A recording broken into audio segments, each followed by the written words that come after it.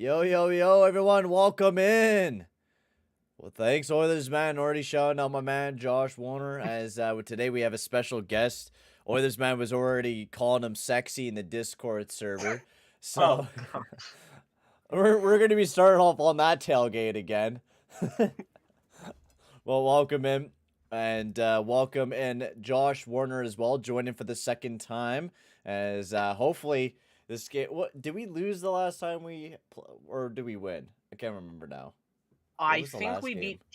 I think we beat Chicago last time we played them. Oh, the last game me and you did. I think. Oh, they did win. They beat San Jose. Oh, right. We actually had a positive stream the last time. So yeah, welcome everyone in. Yo, Blackhawks fan. I know we finally get a Blackhawks stream in, and they're up against the Oilers. So hopefully it's a pounding by the Oilers. Yo, Landon, how's it going, bro? All right, let me just tweet out my things, and then we'll be ready to go. Oh my god, dropping fries.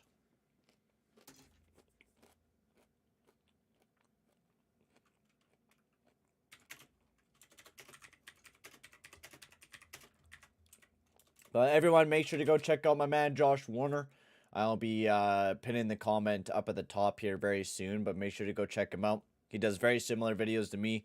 Does a podcast with his buddy, and he does reaction videos to every single Oilers game as well. So make sure to go check him out, as he's an amazing content creator. So go get him. Go get him to 200 subs, like my man Oilers man was saying. So go get him up there, boys.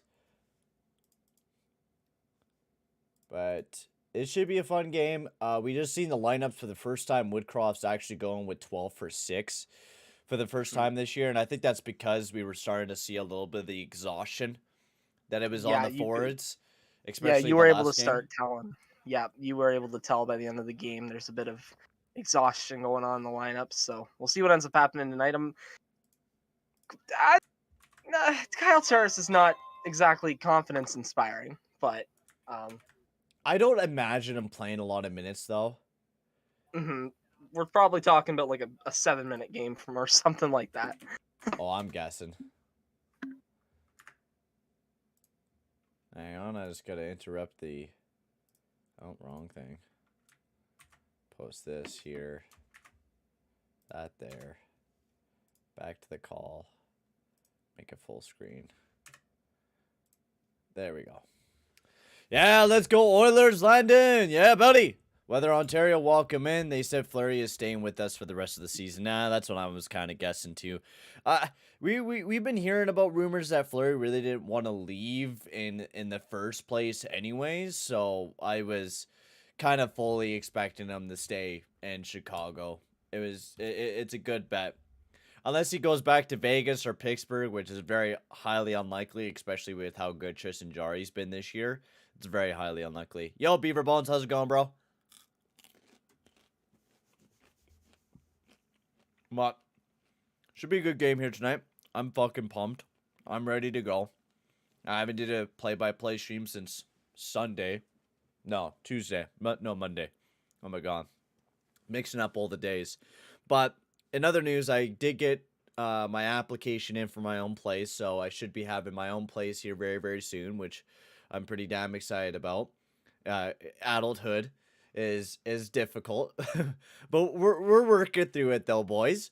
So I'll be getting my own place here very soon. I went and take a look at it. I just put my application in, so hopefully I get a call tomorrow on whether or not I'll be getting my own place, which will be pretty goddamn dope. We're gonna be seeing some sick ass streams once I do get my own place. And yo, the off the wall hockey, the legend, John, how's it going, my man? Hope you're having a good day, bro. Welcome in, my man. Blackhawks fan. Oh yeah, it's your birthday tomorrow. Well, I hope they don't get the win. I hope the Oilers do. I hope that's your birthday wish. But happy early birthday there, bud. I will be live tomorrow, so I'll be able to say happy birthday tomorrow to you. Well, how's it going, Josh Warner? And are you pumped up about this game, man? Yeah, I mean, I think it's going to be an interesting game to see. I mean, Koskinen in net again, if I'm not mistaken. Yes, I think so. We'll see if he can continue to somewhat play God. He's been playing amazing. Yeah, isn't it like back? I think he stopped 39 against Philly and like 40 something against Florida. I want to say it was. So, Yeah, I think so. um, clearly a sustainable pace of what we can expect. So we'll see what happens tonight. Duncan Keith makes his return to Chicago. Yeah, I see That's, that. I mean, it's something that's happening tonight. That's how I'd say it. Um, Yeah, yeah, it's cool. It's yeah, cool. Yeah, hooray! yeah, cool. Oh, I mean, the boys gave him a big celebration, tapping their sticks up alongside of the wall there, celebrating him returning.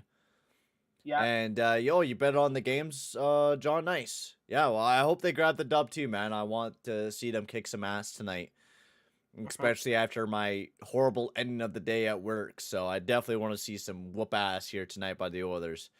Yo, J Star, welcome back in, buddy. Hope you're enjoying, and hope you enjoy the stream, and hopefully you had a good day as well. But yeah, let me just get my stream popped open as well on my Google. The Google. And pop up the lineups. I think I mainly remember most of the lineups. Oh, Nuge was put on the IR. Oh no. Joe Rogan, you had to bet on Koski. Dude, Koski's like, I think really, because Koskinen was amazing in 1920. I really do give it that. Like, I mean, we all remember how fucking Tippett's like, you know what? Koskinen had an alright year, but know who was better? Mike Smith, who had an 898 save percentage. Let's start him in the playoffs against the Blackhawks. This is a real good idea, and then we just get fucking slammed. I remember I was at my grandparents' cottage when that game happened, and I was sitting on their couch, and normally you're supposed to be quiet there, and I screamed a little bit when that goal. I remember it. It was Dylan Strome banks it off the back of Mike Smith, and that was infuriating. I screamed. Not bad. I was screaming. I was so angry because Koskinen's good. You just have to give him that confidence. If you give him that confidence, he goes and performs. Mhm. Tippett never did that. Tippett never gave him confidence. He just he went out in front of the press, was like, yeah, Koskinen played like ass. Didn't blame anyone else, just blame Koskinen. He's like, yeah, Koskinen played like ass. And That's not the way to go. it was very clear that the entire time that he was coach, Koskinen was always the second favorite goalie of his. He Oh, it always had was, Mike without a Smith, doubt. and it was like, oh my god, this 39-year-old that was good for me 10 years ago. I must play him. I must. All right. All right, so we're about to get going here between the Blackhawks and the Oilers. The game is probably going to be starting here in a bit. Before we get into that, make sure to go check out my man Josh Warner. His channel link is up in the pinned comment up below. So make sure to go check him out. Give him some subs. Very much appreciated for him jumping onto the stream today. And also hit that like button and smack that subscribe button if you haven't already for the stream and for myself as well. That'll be very much appreciated, boys, as we're about to get this game underway. I am pumped. I'm ready to go. I'm snacking on a little bit of these crunchy fries because I cooked them too long in the oven, so they're a little crispy. A little crispy. That's okay though. But oh, the link didn't work here. I'll grab another one. I'll make it work. I will make it work.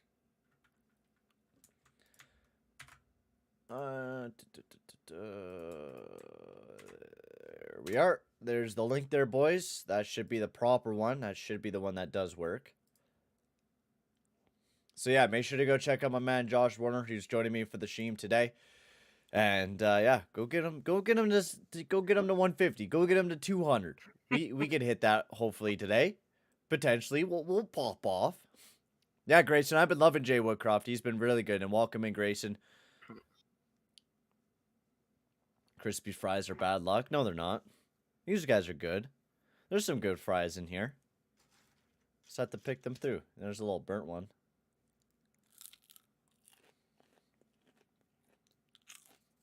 There we go.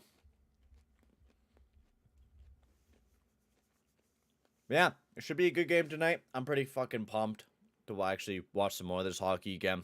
I don't think we've seen a game since, Tuesday. Mm-hmm. Awesome off the wall hockey. Shout out to you for summing up to Josh. Very much appreciated, bro. Yes, thank you, everyone. I very much appreciate it. Yeah, dude, Jay Woodcroft is fire. I've been really loving him. Really loving him.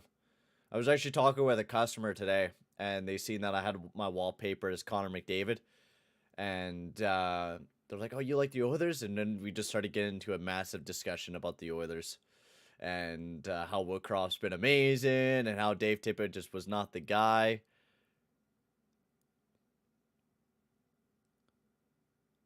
So I think this should be a good game. I don't know, like, is it going to be a distraction for the Chicago Blackhawks that Duncan Keith is going to return? Because, like, I know the one night I watched an LA game and there was, like, a whole celebration for Drew Doughty. I don't know if that was the game that knocked that. No, the Kings actually won that game, I think.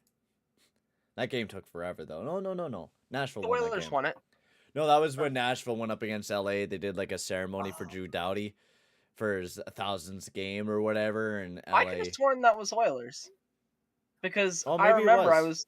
Oh, because that I was was the late watching- night. Yeah. That was the yeah. 10:30 start where I like passed out in the at the end of the second period. Yeah, we It was won just that like game too, I think. It was like a distraction, a deploy. It was like, and there was like a 20-minute delay on it. It was a 10:30 start with a 20-minute delay. Yeah, we beat before it LA. started. Yeah, we beat LA 5-2. We took upon that distraction and beat them, which was massive. That was like the first few games with Jay Woodcroft. Yeah, that was really early on in the tenure. Very much so.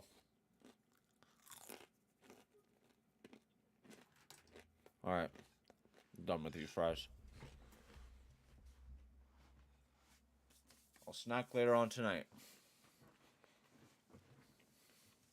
Man, how long is this game gonna take before we get into it? My God.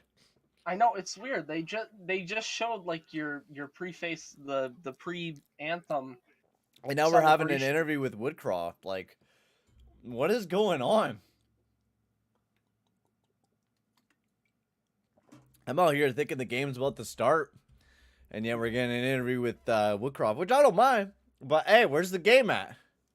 Yeah. Are they just trying to like find something to fill time to skip anthems, or what are we doing here? What are we doing?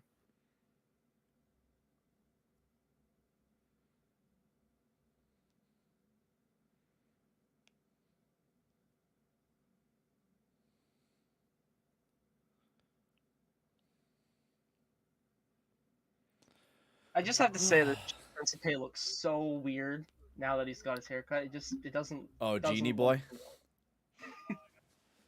Yeah, I loved his haircut. It was fire. Yeah, otherwise I did Huskies play-by-play yesterday, which Huskies won game 5. It's playoffs, which I gotta say, it's weird doing playoff play-by-play because when it goes into overtime, oh God, is it ever don't. painful. I did 7 hours of play-by-play because we all know Carolina couldn't untangle it from the fucking netting. That was painful to watch. I was watching it and I'm like, guys, get another person out there. This guy's doing it all by himself, trying to untangle this thing that is stuck so high up. You got to get someone else out there. I'm just happy that it was an afternoon game. Oh my God, I would have literally lost it if it was a night game. Because oh I my just... Lord. Yeah, and then after that game, I went and did a play-by-play for the Huskies, which went into double overtime. And the double overtime almost went into triple overtime. Oh God. And it went from 4:30 to 8:30. Thank God it was an afternoon game, because if it wasn't, and it started at 8, I would have been there until like 1 in the morning. And that would not have been fun. So here we are. Finally, we're about to get the game back and going. Dude, Sebastian Aho is amazing. He's just an amazing two-way guy. As Koskinen, look at that save percentage. He's been popping off the last little bit. As Koskinen in the net for the Edmonton Oilers, which without a doubt, he's definitely. This is something we would never see from Tippett. You would see they would do like Mike Smith these next 2 games and give Koskinen the 1. Like, without a doubt, we would be seeing Smith tonight. Well, now we have a coach that can tell the difference between a good goalie and a bad goalie, and doesn't not just like refer Tippett. to as Not like Tippett's like, oh, you're my friend? Koskinen's not my friend. So I play Smith a lot more. Even though he has an 890 save percentage, I will play him a lot more. All right, here we go as Duncan Keith gets the first shift against his former team as that one gets sent back over to McDavid, picked up by Keith. Keith sends this one over to Zach Hyman. That one gets chipped deep into the zone, picked up by Jonathan Taves as he sends that one around. Jones pokes that one out as the Blackhawks look to be breaking out of the zone. Nice puck protection by Bouchard, sends that one over to Duncan Keith. Keith rifles that one over to Fogle, over to Bouchard, not able to maintain it, as that one will be offside on the play. Yeah, we were talking about this ahead of time, that they're not aiming for any goalies for the Edmonton Oilers, but I think, honestly, we haven't heard very much talk on the defensive core, and I think they might be targeting someone, I feel. I think it might be the same deal as what we did with Kulikov, where we only, throw out a 4th or 5th round pick again, which is dumb because Holland thinks just because where you're sitting at in the standings should dictate whether or not you should be going all in for it, which is just fucking ludicrous thing to say. If you notice you have a weakness on your team, you should make a deal, which is D, and we're not making it. Good move by Strome as that one's picked off by Draisaitl, who's really turned into a great 2-way player over these past few games. And Oilers man, welcome in. I got the chicken strips, but no macaroni. Is that a curse? Yeah, dude, you need the macaroni with the chicken strips. You need that going, man. Yeah, dude, Tippett and Smith were trying to turn us into the Coyotes, which we weren't. We weren't the Coyotes. And yeah, Sexy Josh is back in the stream. Oh, no, not this again. Here we go. Oh, shit. Here we go again. Now it feels like the stream's actually started. Yeah, right. It didn't feel like a stream until that happened. Kane has a handle of it, sends that one over to Strome as the Blackhawks like to break this one in. Keith is a locker room cancer? Yeah, you could say that, especially since he hit up that, thing that happened with Kyle Beach. Nice pass over. Nice shot from Doc as that one got sent wide. One exits the zone, picked up by Jake McCabe. McCabe sends that one over to Brandon Hagel. He sends that one over to Entwistle. That one gets sent in deep. Nice job by CC, but Hagel able to get a handle of it and send it around the boards. Short gets tied up as he pries that one out. Sends a nice pass over to CC as they're carrying this one up for the Oilers. Sends this one around. Nice stick check by McLeod. That one gets sent right back in. Picked up by Shore. As the whistle... As the play is blown dead. I'm not too sure. Maybe it was an offside or something. But the play is blown dead. Yeah, I think it came out of the zone, so... Yeah, offside. Oh God, Oilers, man. Why? Why? Why? What the fuck, man? And his face-off just right outside the zone. Man, looking at this Blackhawks roster, man, they are horrible. How did they ever think this was going to be a playoff team? Oh, my lord. Nice hit by Nemalainen. That one gets sent in deep. That one gets tried to be sent around. Barry battling up alongside of the boards. That one poked up by Korosev up to Stillman. Nice block by Barry. It was an intentional one. That one gets ripped right back into the zone. Barry battling as he tries to keep it alive, but the Blackhawks get right back. Wide open net, and there we go. Lafferty, the 4th line, just playing with us. Nice goal by Lafferty. Horrible defensive job by Barry. No front net coverage. Where was Nemalainen? First goal, first shot. I just don't know why Barry's so fucking afraid, man. He's such a pansy with that shit. Where was our defenseman, Nemalainen? Nemalainen was biting hard with Barry. What the fuck, boys? That was bad. That's just bad. Not the play that we wanted to see. Yo, Lucas, how's it going, bro? That one gets sent right back up to the point. Big bomb from Keith. McDavid tying up with Doc, but that one gets sent around. Nice stick by Hyman. That one stays in the zone. Nice puck protection as Doc's all over him. Nice shot as McDavid centers that one again. Picked up at the point by Keith over to Bouchard. Yeah, I'll read it. I'll read it here sooner, Grayson. As that one gets sent to the point. As I think that's Entwistle who pokes that one deep into the zone. Picked up by Keith. He gets pressured by Doc as that one gets sent around. Yamamoto tries to center that one, but picked up by Entwistle. Not a phenomenal start by the Oilers. We are getting absolutely outplayed by the Blackhawks. Nice shot by Hagel. Big save by Koskinen. As Bouchard sends that one all the way down the ice. Oh my god, boys. Make a fucking pass. CC over to Bouchard. Up to Kane. He sends that one over to Draisaitl. Tipped into the zone. Fleury stops it behind the net. Murphy gets a handle of it. Rings that one around the boards. Picked up by Nurse. He has a Matt Hart on him over to CC. CC flutters that one over to Darnell Nurse. As they gathered it up. Looking to break it out. Sends that one back over to CC. Rifles that one up. Kane not able to get a handle of it. Picked up by Ryan as he sends it in, but blocked up again. Boys, what the fuck is this? Kane tries to send it over. Stillman dashing in. Not able to get a handle of it. Is the Oilers. What? Come on, guys. This is the Blackhawks and we're playing like this? Fucking hell.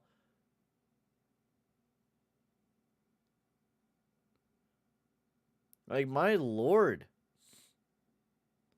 Welcome in, Barry Sports. Yeah, it is 1-0. It is. Oh, I forgot to change the scoreboard. I gotta put that on. Nice save by Koskinen. I was wearing an Oilers jersey, but a LA flag in the back. What the hell? Bad luck. Don't make. Okay. First things first. There's an Oilers. Yeah, right behind him. Secondly, here it's hidden. There's also an Oilers banner as well. I just got this most recently and I didn't really update it. So I'm sorry. I know. Bad omen. You think that that's a bad omen. The rest of my room is just all 32 teams everywhere. So but I think it just all offsets itself personally. That's how I see it. I think that's icing on the play, yeah. I don't hate future considerations.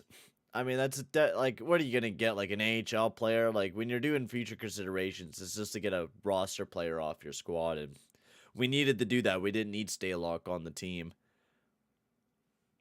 We got too many backup goalies on this fucking team. How many more backup goalies do we need? Too many backups and, like, no one who can reliably play in the playoffs. And no, you can't just stack them together and make an elite goalie. It's not possible. We wish it was, but it's not. I mean, to be fair, the Oilers should maybe try that. Feels like they've tried everything that their minds can handle trying, so I don't know. What was that from Barry? What did I just watch? Did he miss that net by a fucking mile? Oh, God. Was that a pass attempt with no one? No, I think that was a shot. Nice shot from McLeod and a big save by Fleury. I'll say this. It's funnier if it's a shot. I'm just going to say it's a shot. I'm just going to say it's a shot. Because he's missed the net like that before. He's that bad.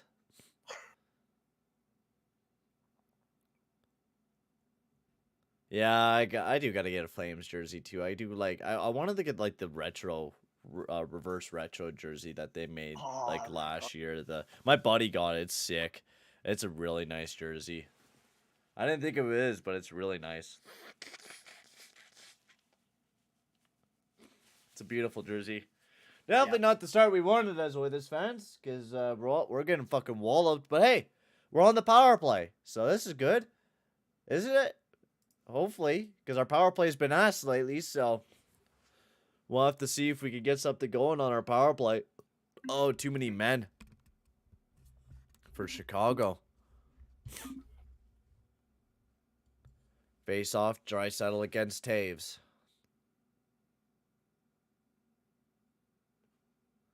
Taves gets kicked out of the draw. Carpenter to take the draw against Draisaitl.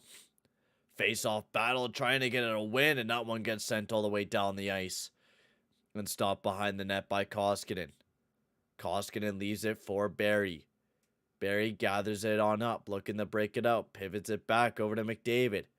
McDavid carrying up for the Oilers, dashing into the zone. Kane bumps it back up to the point to Barrie. Over to Draisaitl. Draisaitl back down below to McDavid in the corner, up to the point to Barrie. Barrie over to Draisaitl. Still don't really like Barrie up on the top power play unit. Respect, most accurate shooter of the year, Tyson Barrie. All right. Oh my! Don't slander him. Yeah, 100% accuracy. He loves missing the net. Over to Draisaitl. Nice shot from Draisaitl, but that one looked like it got tipped out of play. Yeah, let's go Oilers. Woo! Come on, boys. Give us something. Nice block by Seth Jones as he got right in the lane of that one. Actually makes a beautiful block. Draisaitl to take the draw again. Minute 09 remaining on the power play. Come on, boys. Face-off win by Draisaitl up to the point. Nurse. He's out there with the top power play unit with Yamamoto as well. As that one also gets tipped out of play once again by a nice shot from Nurse. Back and forth play. Oh yeah, I said I was going to make an energy drink. I definitely do need to make that during intermission. Because I feel drained out of my life right now. And I'd rather stay up all night than die. So, once we hit the intermission or a commercial break, I'm going to bolt downstairs. So once intermission comes, I'm going to be bolting downstairs and washing my cup and making an energy drink. McDavid dashing into the zone. He makes a nice move. Nice shot. That one blocked by DeHaan. Jones gets a handle of it and sends that one all the way down the ice.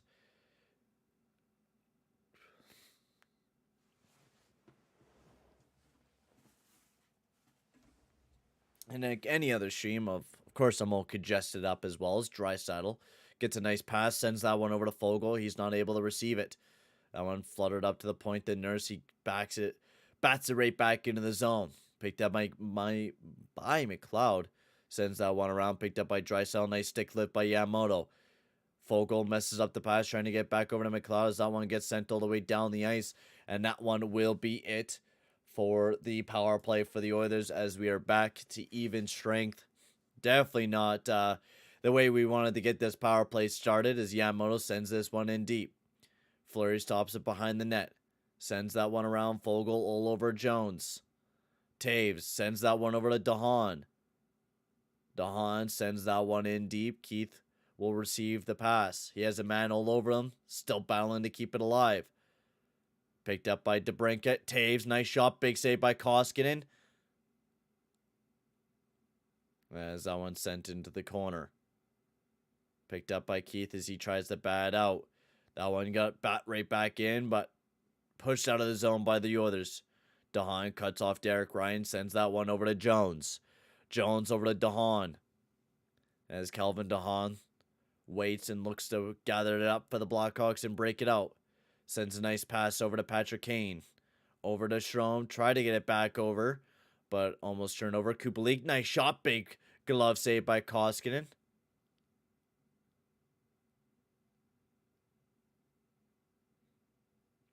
I would do a Discord face reveal for me. It's not public, but I don't think... you don't have to, man. We really don't care what your... I mean, not saying that your face looks ugly, but it just doesn't matter, man. We all know each other. We all have mental pictures of each other. Oh, shit, it's commercial break. I'll be right back. I'm going to go make my energy drink. You're in control of the stream now, Josh. You have the control deck. Oh, no. Don't fuck it up. Don't press the big red button, man. I will do my best. Hi, everyone.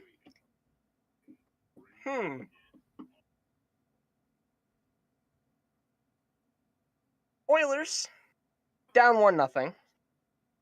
Not exactly best start for them. Actually, it's been a fairly mediocre start for them. Kind of argue playing down a bit to the Blackhawks. They could be playing a bit better here at the moment.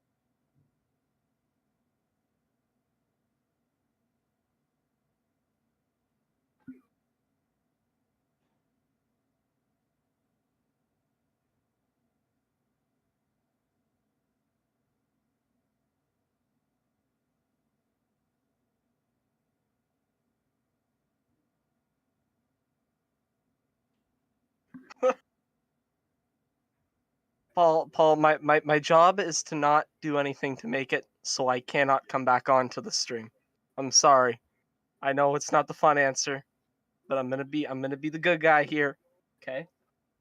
I have promised not to touch any buttons. Just I'm not going to. Duncan Keith getting a bit of an ovation from the crowd. A few people clapping for him. Not everyone clapping for him. Just a few people.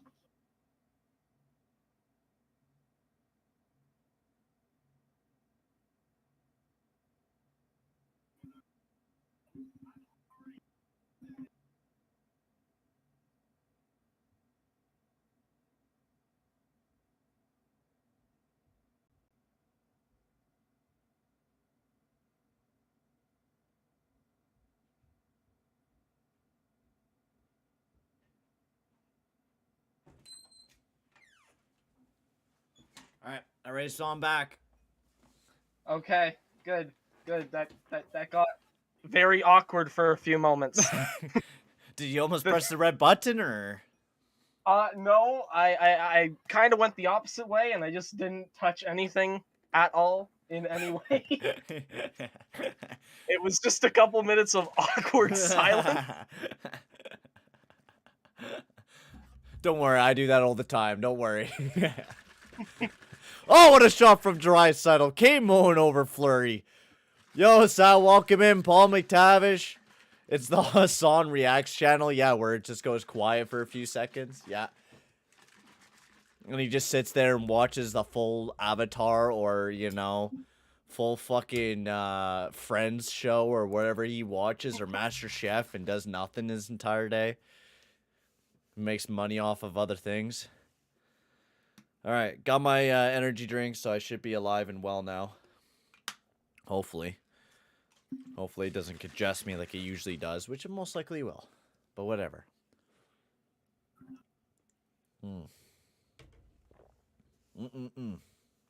Love that shit. Picked up by Hagel.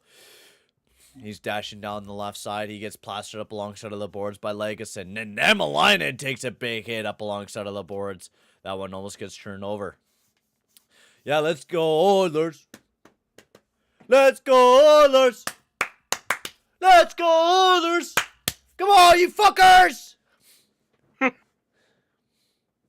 Nemalainen sends that one around. Kept it in the zone by Jones. Left there. Picked up. Oh, what a shot by, I think that was Kurisev who took off a beautiful opportunity. And that was a big save by Koskinen. Hyman dashing down. Sends that one around his defender. Is that one picked off and picked up by DeHaan. Hyman hard on DeHaan as he cuts back. As he cuts back again, sends that one up. Picked up by Kershaw. Tries to pick up Jones. But what a good defensive play by McDavid. I know people have been dissing McDavid for his bad defensive play. I think it should be praised a lot more, especially with the way that he's been looking. And actually, by some analytic charts, he actually looks a lot better defensively than, you know, the best defensive player in the world, Mr. Austin Matthews, apparently. Sorry, it's actually, from what I've heard, it's hockey god, actually human god, Austin Matthews. That's how. Oh yeah, he's actually the best player in the world. Right, correct, right. I should be fucking hanged up on the Christ And stapled to there because I said McDavid was the best player in the world and not Matthews. Mhm. Picked up by Jones. And it's kind of funny. The only people that are saying that he's the best player in the world is Maple Leafs fans. Isn't that Yep. funny? How convenient. How convenient. Barry looking to get this out of the zone. Sends that one over to Kane. Kane tries the lead Draisaitl, which he does. Nice pass. Back up to the point to Barry. Over to Nurse. Picked up by Kane. And whoa. Whoa. Where was that going, buddy? Barry tries to keep in that in the zone, but not able to, as that one sprouts Kane. Kane going one-on-one with Nurse. Sends that one up to the point to Strome. Right back down below to Kane. Sends a nice pass over to Jones. Nice shot. That one tipped wide.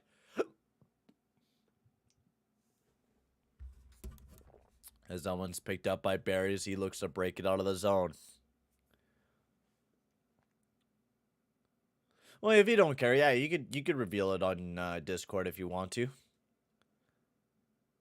As that one gets sent deep into the zone, and that one is not ice. I thought that was. Seth Jones gets a handle of it. Sends that one over to Dahan as he sends that one deep into the zone.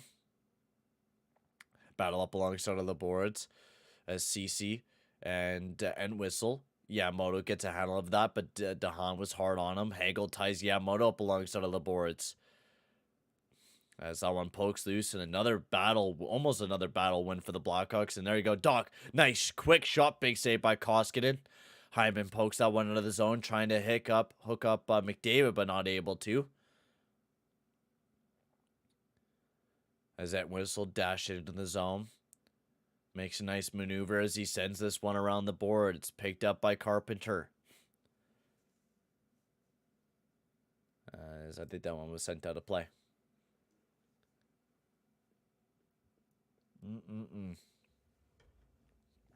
What a nice shot by Draisaitl. Good few opportunities. Probably would have not have been a goal since Kane mowed over Fleury, but no, it's not looking good so far, man. It really isn't.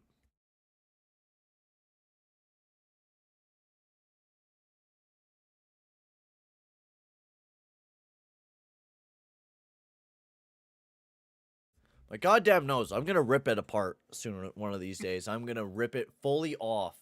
Because the amount of times I jump onto the stream and I'm all good, and I jump on and I'm like, oh fuck, my nose is all clogged up. I can't fucking breathe. I don't need my nose. It feels like I don't need it because it's ticking me off. Every time I do this, I get clogged.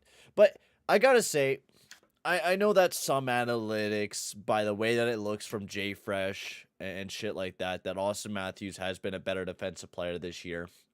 In some fields, McDavid actually has been better than Matthews defensively on some charts.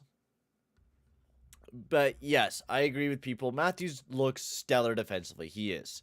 McDavid, at some moments of time, he doesn't. And most of the time, he's been relied for his offense.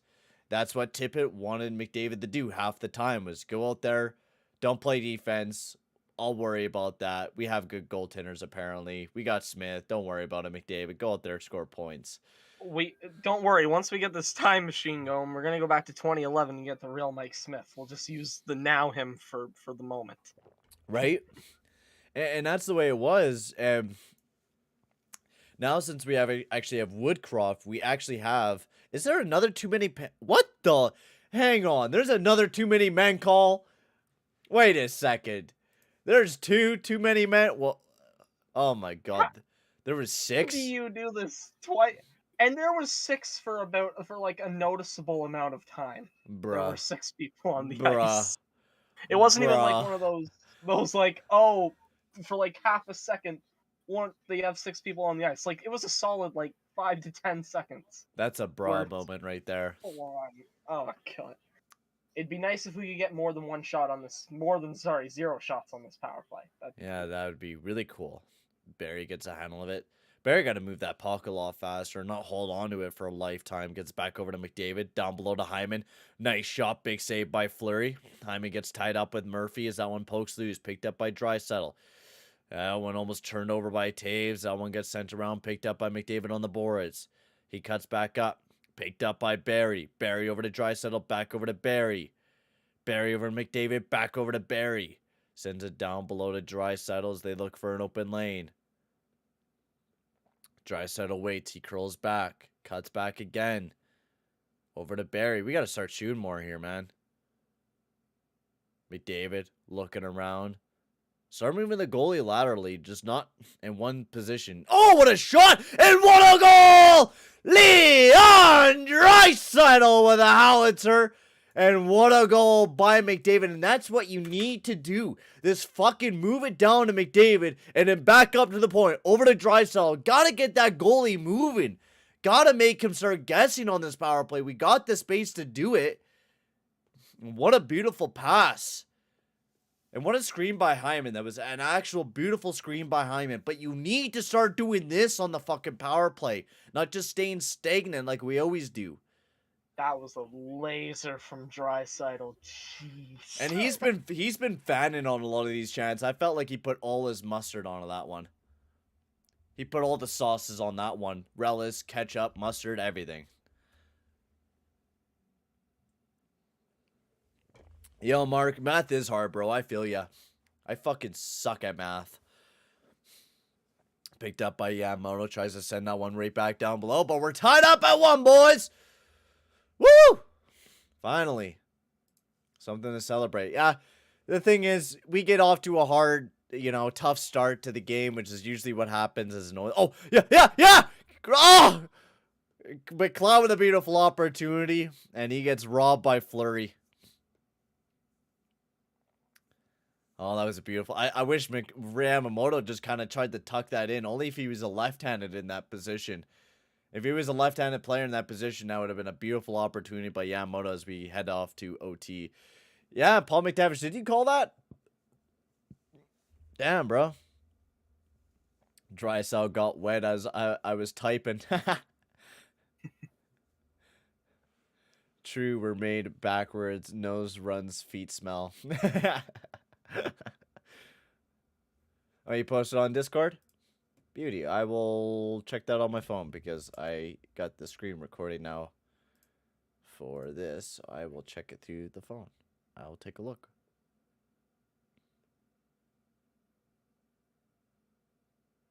Looking good, bro. You're not ugly, dude. You're good looking guy.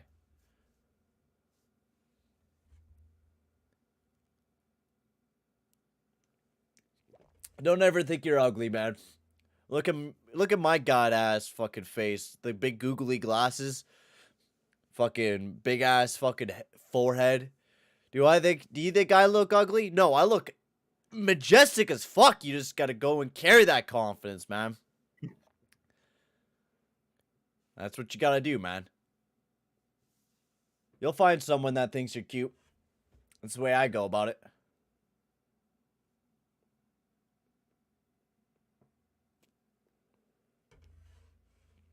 I should have bet the under on this game. I'm betting under in Koski every day. I don't know if you're a bet the under for every Oilers game.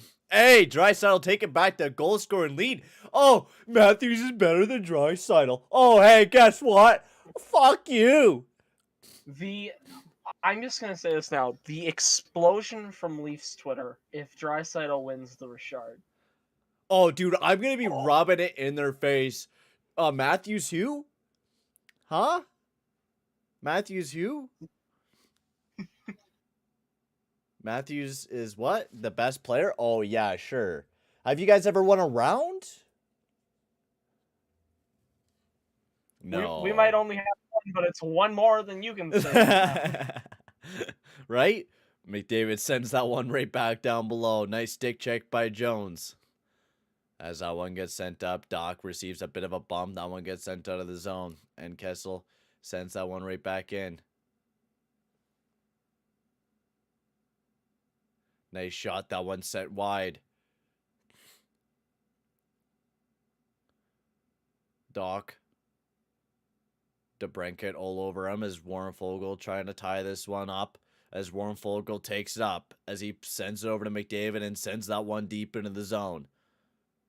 Murphy takes a bit of a bump by Hyman as he forechecks hard as he lets the Oilers take a line change. Sure, can't handle the puck, but that one's picked up by McLeod. He cuts back, looking for an open man, up to the point to Bouchard, but that one got sent wide. Back up to the point. Derek Ryan sends that one right back in deep. DeBrincat has a handle of it. Chipped out of the zone as Johnson sends it right back in. Koskinen back over to Keith. That one gets wrapped around and chipped out of the zone. McLeod, he gets a handle of it as he dashes into the zone. Over to Shore, over to Bouchard. Nice shot. As that one looked like it got tipped out of play once again. Oh, this man, never say that about yourself, bro. Once you get a little older, you'll understand it. But never call yourself ugly, my man. Some people might call you ugly, but don't believe in those people. There's multiple people who's called me ugly, but then there's also multiple people that have called me sexy, and I look fucking amazing. So, just think about that, man. No, I was not expecting to see your face today, Oilers, man. Vander Kane cuts that right down below, picked up by Draisaitl. As Kane circles around, nice shot, big save by Fleury. But dude, you have the face to be right on TV, bro. You could be the next Gene Principe. Picked up by Strome. Nice. Oh, and fucking Christ, what a goal by Kane. Fucking hell. Oh, that was a bad turnover too, I'm feeling. I want to see that again. Who turned that over? Was that Barry? Nurse flicked it, and then Scavier couldn't win the battle, and Caleb Jones, of all people, was the one to flick it over to 17. Oh, shit. Who knew? Where was our other defensive partner? Oh, there's Barry. I was about to say, he was off somewhere in La La Land. Matthews, the Tom Selleck of the league. Goddamn rights, man.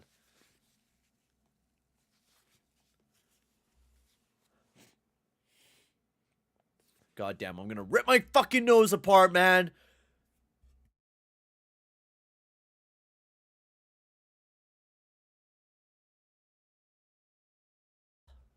Fuck, I'm gonna rip it apart. That one gets sent out of the zone. That one sent in right in deep, picked up by Lafferty, and fuck! Come on, man.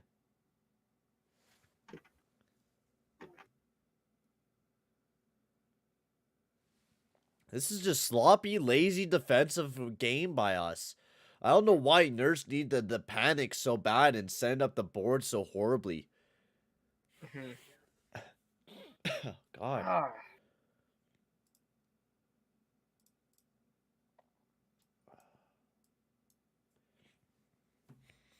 Oh my god, my nose is so incredibly plugged. Wow. I need to buy nose spray is what I need to buy. So when I have things like this happening, I can just spray it up my nose and fix the cloggedness of it. Yeah, let's grab another too many men. Yeah, please. Send another guy out there, Chicago's coach, please and thank you. Oh, Bryce, without a doubt, we need to win tonight. This is a must-win game for us. We're going up against the Blackhawks. Like, this should be a game that we win. This should probably be a 4-on-4. Oh, it is. Oh, is it? Oh, sweet. Yeah. Sweet. I'm back. Nice.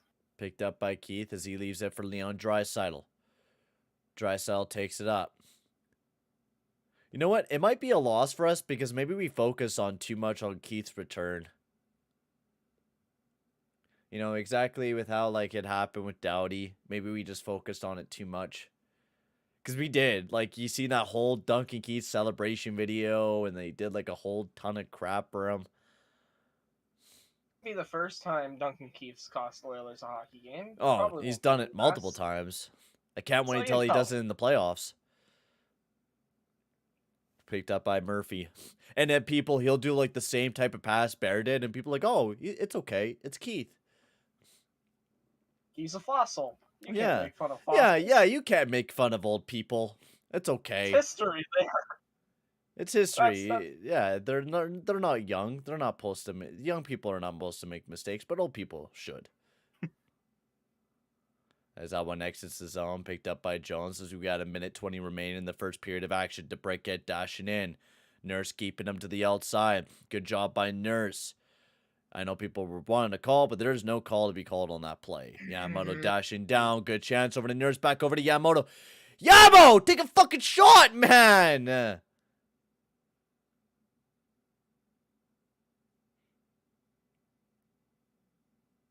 What's going on? Did the ref foul? we got a zebra in pain. Oh, Jones, what? Knocked right into him.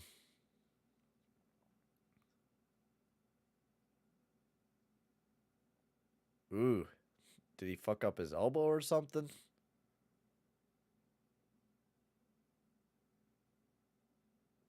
Well, ref's looking good. I think he might tough it out for the rest of the game. Hopefully he has a personal vendetta against the Blackhawks now. Come on, give us some luck here, baby. Yeah, Barry needs to go. He is so trash, Kurdem. I agree with you, man. Oh yeah, the ref's gone. Oh yeah, dude, I agree with you. Well, this team has always passed too much. We've known this team forever. They just love to pass.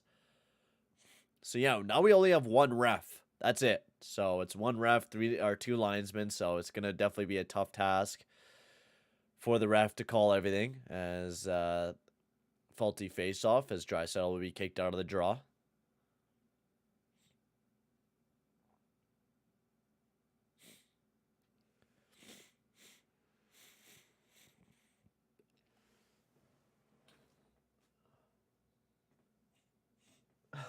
I'm gonna really rip my nose off. Picked up by Barry. Nice shot. That one rings off the back of the net. Nice pass over to Kane. That one's in the feet. Nice backhand. Big save by Fleury.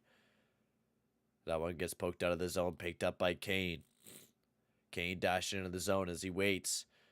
Nurse pokes it right back out over to Draisaitl. He's dashing down, waiting for an open man. Sends it right over to Kane. And Evander Kane throws that one to the back of the net. And the Oilers tie the game right back up by 2 as we capitalize on a bad defensive move by Caleb Jones. And we take right back advantage of it, boys. Let's go. Oh god, I'm celebrating an Evander Kane goal. What his life came to. To be honest with you, Kane hasn't been doing any dumb shit, so. Yep. Honestly. Going good. It's going good so far. There we go. Nice. They're back into it.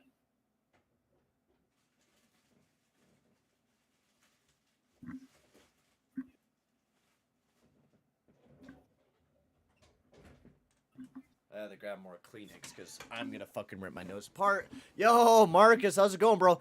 Today we're going to actually, you know what? We're going to do your deal or no deals that you posted in the Discord not too long ago. Me, Josh, are going to go over some of them during the intermission. Oh, yes. That. Because he made some really good ones that I kind of want to go over.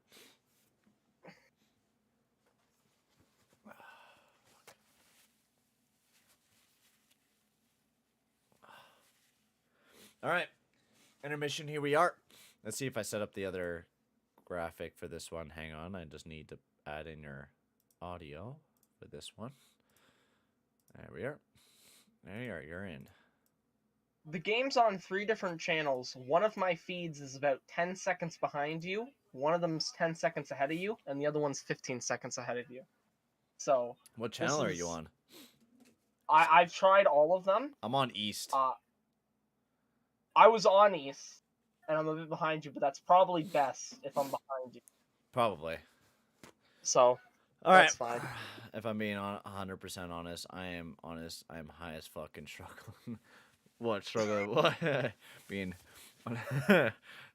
What? Are you baked out of your mind tonight, man?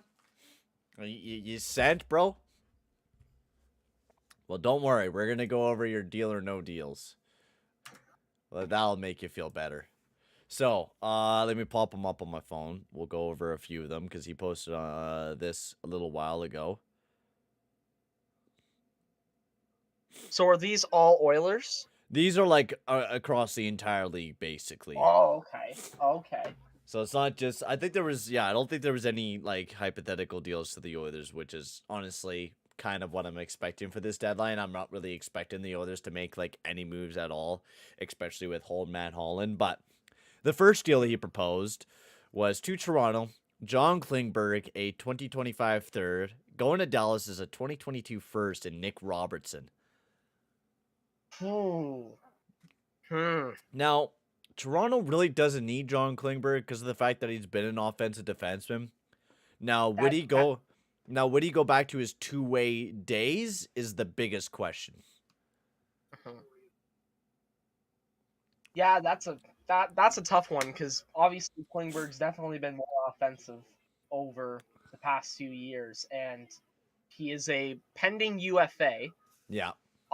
Going to a team that most likely and actually pretty much guaranteed will not be able to re-sign him. I feel like Toronto wouldn't take this just because it's way too much. Like a first and Nick Robertson, that's a lot of value that you're trading up for just a rental.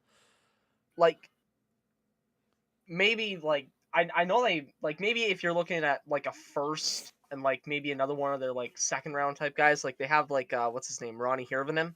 That's a guy that's, like, been rumored to be out there. Like, maybe if it was or him Matthew Neves too. I mean, I know he's not rumored to be out because they want to keep him, but he might not be a bad option as well. Yeah, but I think Robertson, you're asking a bit too much there. Yeah. Karim, Caleb Jones is not terrible.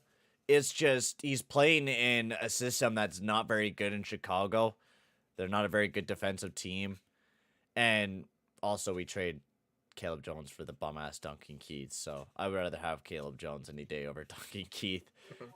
And that second-round pick. Yeah, please. Well, actually third, but it'll probably be a second, most likely. I think old bum Holland traded Stalock to make room for Smith in the minors, call up Skinner. Yeah, maybe. I would like to see that, but honestly, I don't think we're going to see Skinner again this year, to be completely honest with you, especially with the way that this team has done over the past few years. Well, with a one-way contract, you could still send him down in the minors. He'll just have to go through waivers. So one way you still can go down in the minors, you're just going to be stuck going through waivers. And like, oh dear God, the worry of losing Mike Smith on waivers. Oh God. Oh God. Some team will be certainly picking him up. Yeah, you're like a giant hamster ball flying and spinning. I'm almost like that every night there, man. I feel ya. All right, so we'll move on to the next deal or no deal that he has. I like this one too. I think it has to be a little bit less for the draft picks, but to Colorado, Claude Giroux, which I think is a very hypothetical like thing that's gonna happen. To Philadelphia, Shane Bowers, 2023 first round pick, 2024 second round pick, and a 2022 third round pick. Now, Giroux is pretty goddamn good, so I do like the deal. It's just the thing is he's a rental. So I almost would take off either the second or the third, especially with Shane Bowers. He's pretty good prospect. He is looking really good. But I think Philly would like an NHL ready player too, from what I've been knowing. They probably want someone not in the realm of Newhook, but probably someone that's almost like NHL ready as a prospect. Which Shane Bowers is very close to doing that. Personally, for me, I think that if that's the deal, that if Philly offers that, I think Colorado should take it, because they've made a lot of big moves in like the offseason, but like did they make a big deal like last year at the deadline or something like that? Like I feel Colorado? like No, they were tied up against the cap, I'm pretty sure, last year. Like they always make, like, they've made passive moves for the last few years, and if they have an opportunity to, if you're not making big trades all the time, you're drafting all these prospects, you can afford to give up that extra capital. So I think I would maybe take off the third, but I think that's definitely a better, I think that could be a trade that we see. Oh, yeah, without a doubt. Yeah, last year they made the pickup for Greg Patrick Nemeth, Devin Dubnyk. Yeah. Like, that's all they really went after at the deadline last year. They didn't go after a whole lot. I would say deal. I would say deal for the fact that Giroux would be massive for the team. He's an amazing player, great two-way guy. So I would say it's a deal for me. Moving on to another deal. Marcus is a Vegas Golden Knights fan himself. So this is a Vegas inspired deal. So to Vegas is Sam Steele. To Anaheim, Evgeny Dadonov, and 2 third-round picks, one in 2023 and one in 2024, to get Dadonov's one-year contract. I say no deal because Anaheim is an inspiring playoff team, and I don't think they're going to want to take Dadonov's $5 million contract for an extra year. Yeah, and Sam Steele, he's still a young piece that has shown flashes. There's a chance of him still getting better, so yeah, I would say no deal. Yeah, I would say no deal on that. And for Vegas, like, you gotta hold on to your draft picks. I know Dadonov's definitely not the player you want to have. I mean, it was dumb for them to pick up the guy in the first place. I understand it because you maybe have that potential of picking up a real sick goal scorer, but he was not looking great last year, and he's been looking like he's on a bit of the downside. So, moving forward, though, I do like this next deal, though, to Florida. Jacob Chikrin, which I think if Florida picks him up, they are in, without a doubt, contention to win the Stanley. To Arizona, you got a 2024 first-round pick. You got two second-round picks, which is one in 2022, one in 2023. Sierra Newell, and a 2022 third-round pick. So you have a pretty good amount of picks. Now, maybe they would want an earlier pick, but I think what Marcus is trying to do with this one is that he's thinking that since Arizona has so many picks, especially this year, they already got one with Colorado, one with Montreal. Nothing in 2023 yet, but you're thinking they're probably going to continue to get more. And nothing in 2024. Maybe they're building up for the future to get some more picks. But I think you would probably replace maybe some of those picks. Instead of Sierra Newell, you put a prospect in there. I don't know who comes to mind from Florida. Yeah. Tippett is someone that comes to mind in my head, but I know he's been a main roster guy for Florida. What do you think? Can you read me the return one more time? Yeah, so to Arizona, you get a first-round pick in 2024, 2 seconds, a 2022 one, and a 2023, and then a third-round pick in 2022 and Sierra Newell. And that's the big bulky power forward for the Florida Panthers. For Florida, I take if I see it from both sides differently. I think that if you're from Florida, you definitely, if that's the deal, you take it because I personally think that that's a good deal to get Jacob Chikrin. I love Chikrin, man. Oh, I love him. If I got that offer, I would be like, yeah. But with Arizona, I don't know if they see that as being enough. And honestly, it's a big return, but I don't know if it is enough. We're talking about a guy who's making $4.6 million. I would almost take off Newell and add like a bigger prospect. And that's what I would kind of like to see. And I would say deal for Florida, of course. No deal on Arizona's part. They need at least a little bit more. Replace Newell, put some other prospect down there, even take out a second-round pick if needed to get like Owen Tippett or a Denisenko or whatever it may be to give them a better prospect for the team. And last but not least, we got one last one. This one is this deal probably won't happen, but to Pittsburgh, Marc-Andre Fleury, 50% retained and Brendan Hagel going to Pittsburgh, which would make him absolutely insane. To Chicago goes a 2022 first-round pick, a 2023 second-round pick, and Casey DeSmith. Which I'm Pittsburgh. I'm like smacking that trade, and I'm shaking the new GM's hand, and I'm like, yeah, I'm taking this. Please and thank you. I'm taking Hagel onto my team. He's playing alongside of Crosby and Getzel. Yeah, like that would be a great deal for Pittsburgh. Like that would replace. Like I would almost even because Would it fit for a cap? Because what Fleury's at 7, that would lower it down to 3.5. Hagel's like RFA. They have 2. They actually would. DeSmith would cover it. Oh, you might need to add another player, but like if you add in like Kaspinen or whatever, because you don't need Kasperi Kapanen when you pick up Hagel. Like Hagel's been amazing for the Blackhawks this year, and without a doubt would replace him. But I would say deal. I like it for Chicago because you get a decent return. I know they've been rumors about Hagel being dumped off, and I don't think that's a bad deal. That's a good first round pick for an old goalie in Fleury and a prospect that, has just popped off this year. I would take it. Yeah, I'd say that I'd take that. I mean, with Pittsburgh, Jari's been really good, hasn't he? Like Jari's been amazing. I think so. If it would kind of be a tandem. It'd be like a tandem, I think you would kind of go with. The Fleury just be that extra insurance. You don't really need Fleury in the deal. You could just legit just pick up Hagel in the deal. Yeah. Yeah, like that's the one thing is that, like, for Pittsburgh, I just don't, with Jari being as good as he is, like, unless you're really just trying to recreate 2016 and 2017, like, all right, just copy and paste those rosters, switch out a few names, and bada bing, bada boom, we're done. Yeah. Unless you're really trying to do that, I don't fully see it, but I'd say deal. If that was offered, I'd take it. Yes. Also, I want to talk about one thing as well. Bryce brings up a perfect point. I don't understand why Holland doesn't go all in with Leon and Connor in their primes. I agree with you. I go back to last year. We were in the Canadian division. Probably one of the best fucking times to go all in.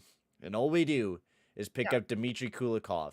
Our man McDavid had 106 points in 56 games, and yet we did not go all in. I think that was the best year possible to go all in was last year, but yet we didn't. Like it is so aggravating because, like, I'm trying to think back on Ken Holland throughout his Detroit years, or at least the latter half of them, and like deadline wise. Does he ever do anything? Nothing. Has he? He never does anything. He only works in the off season and hands out horrible contracts, which there are so many. Franz Nielsen, Thomas Holstrom, the list goes on. Darren Helm, Erickson, Justin Abdelkader. Oh my god! Like literally, like a miles long list of third line forwards and 6 best defensemen in the lineup that he signs to like 4 or 5 year deals at 3+. And that's his version of going all in. So when he says he's not making a big deal at the deadline, it's because he never does. Yeah. Like here's the list of bad contracts. I mean, Zetterberg was worth it, $6 million for 12 years. Mike Green, during the times that they were rebuilding, 3 years for $6 million for Mike Green during the rebuilding years. And then trades for him in the final year of that deal, if I'm not mistaken. Or was that... That was the next deal. He got another deal there once again. He signed there for another 2 years at $5.375 million. Okay, that makes more sense. Signed Nielsen for 6 years, Jimmy Howard for 6 years, Cronwall for 7 years. Oh, remember Stephen Weiss? He signed him for 5 years at 4.9. Oh, hey, remember Kyle Quincy, the guy who traded Andre Vasilevsky for? Oh yeah, signed him for 2 years for 4.25. Oh god. Oh god, oh, yeah. Make it stop. Oh yeah, remember Johan Franzen? Oh yeah, let's sign him for 11 years at 3.9. 11 years for Johan Franzen. Oh, remember Brad Stewart? He's a really good defenseman, right? Oh yeah, let's sign him for 4 years at 3.75. Did anyone look at him and say, yep, that's the guy? That's the guy to do it. Oh, remember Danny? How? Remember Danny Diexer? Danny Kaiser, yeah. Yeah, 6 years at $5 million. Oh god, they're still paying that one. Oh, remember Daniel Cleary? Oh yeah, let's lock him up for 5 years at 2.8. That's not bad, but still, 5 years. Dude, like, Holland loves his long-term contracts. That's why you've seen Zach Cassian have a long-term contract. That's why you've Cody seen so Cece. many players have long-term Yep. contracts, is because he likes doing this type of stuff. And Heck, that's even why Mike Smith has a 2-year deal. You yeah, can even attribute it to that. Like, oh, there's who not a in lot of like looking back at his history of like 1-year deals, Hmm. like what a shocker. barely any. His best years came when there was no salary cap. Because you could hand out these contracts and get away with them. Well, Detroit legit were a millionaire organization. They didn't need to worry about money. Like, they didn't need to worry about him at all. Like, Yeah. at all. Yo, Mr. T, welcome in. I like to see Cassian gone, but I've got this feeling Woody constantly in Cassian. Yeah, I don't know if Cassian would be able to get his game turned around, but you never really know. Dude, I think the others would 100% should go after Chikrin. Without a doubt, should 100% go after Chikrin. But like I've been saying, I just don't think Holland's gonna make any moves at the deadline. Like, you look at back in his recent history when he was going all in with teams, he never really made big moves at the deadline. Mm-hmm. Like, it's the same. It's because like especially in like the 2010s when the idea was to make the playoffs, but they were always like a wild card team. he Like never did in anything. the He just kind of like yeah sat there with his assets and didn't really do a whole lot. yeah, it's always been his philosophy, and you know like honestly like to Curtum's comment here about having to give one of Broberg, Bouchard, or Holloway, I'd give up Broberg to get Chicherin because Chicherin's only a few years older and has excelled. I would do that. I would do that. Like, Holland's barely made any deals with him being as GM as the Edmonton Oilers. Like, barely any. Like, even look at, like, even in, like, Detroit, he barely made any deals in Detroit. Like, even during the deadlines, like, he barely made any big moves. Like, he picked up Eric Cole one time during playoffs, picked up David Legwand for playoffs. God, yeah. So I don't really. Holland's not a guy that likes making trades. He simply doesn't. His entire time when he was in Detroit, he barely made any trades. As we're about to get going here for the second period of action, cannot wait for my nose to get clogged back up again. All right, boys, and we'll take a look at those trade offers after the next intermission there, Oilers man. We'll take a look at it then. This is one gets sent into the zone. Nice bounce around by Koskinen as this one gets sent around, picked up by Bouchard. Doc gets a handle of it, sent right back in, but Bouchard cuts him off. Keith not able to handle. Oh, well, awesome. Awesome, Keith. Awesome. Sweet. Nice shot, as we cannot touch it. Jesus Christ. Yeah, I love Keith. Yay. Yay. Love him. $5.5 million for another season. Yeah. Leadership. Intangibles. Remember when the word was intangibles? Why did he have to slash him? Like, what the hell? Like, is that how? Yeah, that's actually how Keith plays defense. Right. Right. He played in the era where they didn't care about people slashing each other. Right. Yeah, and that's the stupid thing with Holland. He does rely heavily on, developing prospects, but it's just like, we're in the position right now where we can't. We don't have time to develop prospects. Like, yeah, we got Holloway closely coming in, but like, if he keeps talking about this thing called leadership and he keeps picking up bums, like, we're so far out from having a great defensive core if he's thinking we're going to develop it. We're a long ways out of it. Picked up by DeBrincat. He cuts back. Still has a handle of it. Leaves it for Kane. He bumps that one up as the Blackhawks are on the power play. Anyways, you were saying as well before I cut you off? I was just about to say whoever ends up being the next GM for the Oilers, whether that be end of this year, next year, whenever, I'm not sold that it's going to be a contending job. It might end up being a cleanup because it'll just end up being having to clean up everything Holland did. Yeah, That's I don't probably even know if you really see Holland get fired. I don't even know if you really see a difference of changing in management anyways, because we have Katz and Nicholson as our CEO and owner. Like, those guys are two of the worst people in the world.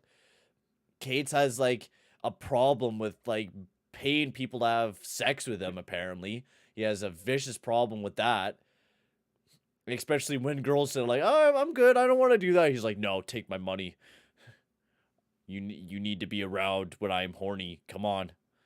Nicholson's just a dumb fuck. He can't even handle the World Juniors. It's like, I'm sorry.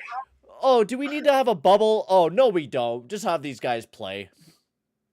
How does Nicholson? How does he still end up having a job with the Oilers? Like, Get stopped by nurse.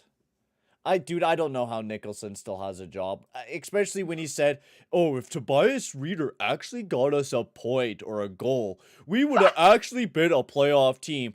Are you dumb? Did you watch the team last year, Nicholson? So basically, if Tobias Reeder had 10 extra goals, we would be a playoff team? Okay, sure.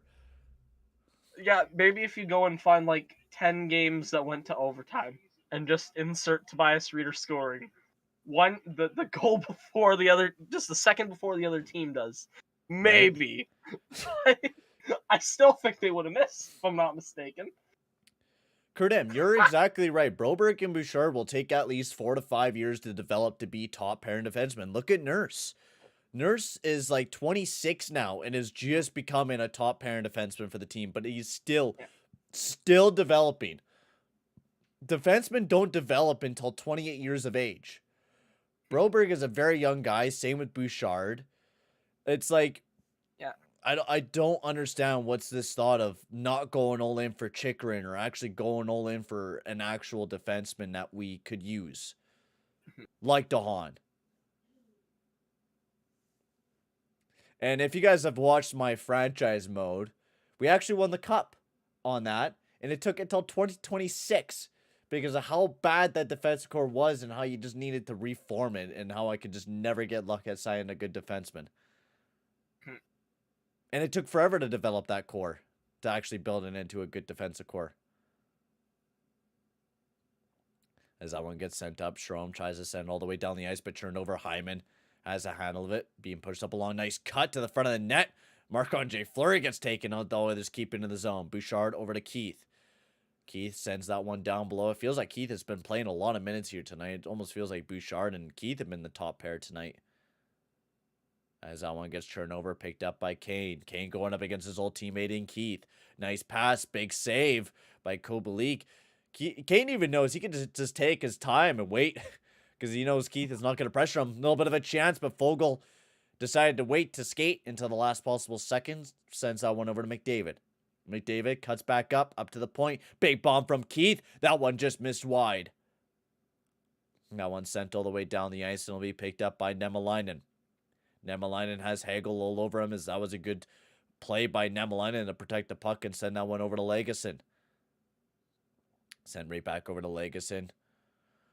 Over to Nemalainen as he bounces it off the boards. Picked up by Ryan as he sends that one in deep. That one got blocked up. Hagel sends that one over to Entwistle. Malone all over him. Nurse sends that one over to Derek Ryan as he's dashing through the neutral zone over to McLeod. Makes a nice move. Wait, sends that one over to Legason. Nice shot from the point. Nice pad save by Fleury. As that one gets poked up to the point, kept into the zone. Hagel trying to get this one in deep. Derek Ryan has Entwistle all over him. That one will be offside on the play. Also, guys, if you haven't already, make sure to hit that like button, boys, and hit that subscribe button as well. That'll be very much appreciated, guys. And make sure to go check out my man Josh Warner, who's joining me for today's stream once again. He's been an amazing guest, and we're definitely going to have him on many, many more times. As make sure to go check out his channel. He posts the Oilers reaction videos faster than I do. So if you want to rate up the date reaction on the games, go check him out because he's definitely faster than what I am, as I'm lazy and like to take my time. But make sure to go check him out if you want that rate up the date reaction to any of the games. Make sure to go check him out. Nice shot from the point. That one just missed the net as that one sent out of play. Never scored yeah, dude, he never scored a single goal that season. But that was because they thought Tobias Ryder would have been able to play alongside a Draisaitl and would have been amazing. They were dumb thinking that. They're like, oh yeah, we'll just think Tobias Ryder will be able to have instant chemistry with Draisaitl because he's German, you know. I find it, I like the amount of wingers that are just like depth guys at best who have been thrown beside those two. Like, remember the Ty Ratty era? Oh yeah, he was the answer. Oh, I remember the 4-goal preseason game he had, and everyone was like, "Wow, Ty Ratty is here." That was the same with Perlini this year. Like, oh my god, Perlini looks amazing. I'm like, guys, chill. It's the preseason, guys. And then we jump into the regular season, Perlini can't score, and I'm like, yeah, see what I mean? What a surprise! That the guy that did really well when, like, it's all the prospects or the young guys or the not the best players on each team are out there. Right? He does great. Wow. Oh my goodness. As face off just to the left of Fleury, 14-16 remaining in the second period of action. McDavid making a nice move, tries to center that one. As that one, oh, there will be a delayed penalty in the Blackhawks. As the Oilers will be going to the box now as DeHaan trips up McDavid. Power play for the Oilers. Let's go, boys. Boston up 1-0 over the Vegas Golden Knights. That's huge. That's huge. Man, Vegas has been sucking ass lately, man. He did stick out his leg. That is definitely a trip. In other news, I did make a stellar of a trade in my fantasy league. I picked up Nikita Kucherov somehow in my league, and I'm pretty excited about it. And all I had to trade away is John Gibson, Evgeny Shevchnikov, a first and a second. And that's all I had to trade away to get Kucherov. I'm a mad lad. I'm a mad lad. John Gibson's massively overrated. So I was like, yeah, get out of here, Gibson. Well, not massively overrated, just a little bit. Just a little bit. So I'll take Kucherov. 2 points per game. I'll take it. Easy dubs. McDavid picks it up as he circles that one back up to the point as the Oilers are on the power play. Draisaitl back over to Nurse, over to McDavid. McDavid tries to center that one as that one right off the pad of Fleury. Up to the point then Nurse. Over to Draisaitl. Draisaitl waits. He sends that one over to Nurse, over to McDavid, back over to Nurse. Yo, Kobe, how's it going, bro? Nice tip. That one tipped wide, though, as the Blackhawks get that one all the way down the ice and stopped up by Koskinen. Picked up by Nurse. Yeah, I seen that. I seen there was a decent amount of Oilers that got contracts yesterday and a little bit today. Yep, I think it was Griffith, Samorukov. Yep, Hamblin. Yeah, Hamlin, and I think what's his face? Vinny Darnay as well. Yep. All got like some contracts, which is nice. All deserve them. Desjardins, I think it is. He's been stellar in the AHL apparently. Yes, he's been very good defensively, from what I've heard. Really great prospect, especially Petrov. He's really came out being like one of our top prospects in our core. As Kane has a handle of it, he cuts back up. Oh, that was a bad pass by Kane. That one gets turned over Lafferty. Dash into the zone. Kane all over him. Nice shot. Big save by Koskinen. Turtle Boy 69 has entered the chat. Welcome back in, Marcus.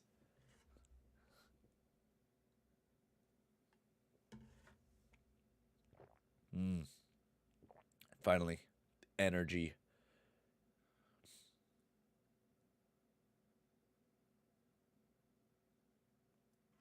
The energy is back inside of me. Face off just to the right of Koskinen as the second unit gets thrown out there. Am I seeing this right? Keith out there for a power play? Okay. Okay, Woodcroft.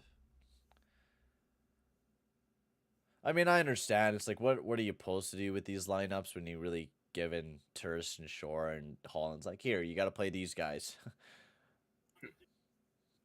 Picked up by Keith. Yeah, that was a pretty bad pass by Kane, as that one gets said.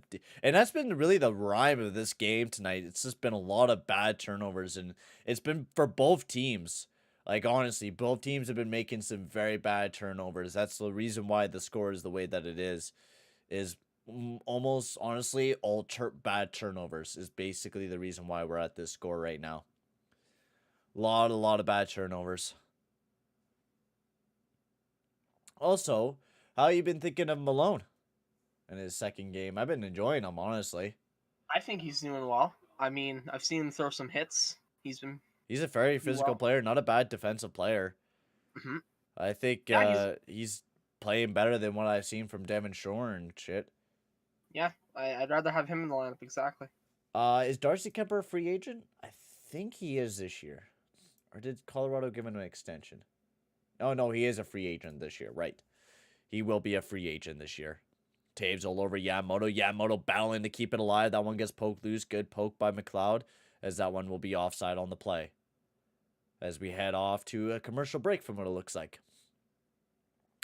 But yeah, like what we were talking, the prospect system is kind of popping off for the Oilers out of the late, especially with like the past recent drafts. And I really like Petrov. I didn't think he was gonna blow up this massively this year. Like his his NHL PE analytics look like amazing, like almost better than Holloway this year. Yeah, it's like honestly, this front office hasn't been good, but to give them credit for one thing, mid-round picks, the forwards they've been getting, they've been looking pretty good. Tulio, Savoy, Yeah. Petrov, those guys are all doing very well. Looking really good. We'll Mm-hmm. see if they can keep pushing on there and make it to the league. You know, first round wise, you've gotten Borgo, who's had a good year. Mm-hmm. Holloway, who we've documented. He might even be up by the end of the year. Who knows? Yeah. He could be like the Ryan McLeod of this year, where like after the deadline he's brought up, plays in the rest of the season, impresses, and ends up making it into the lineup for the playoffs. I feel like we could see that happen with him.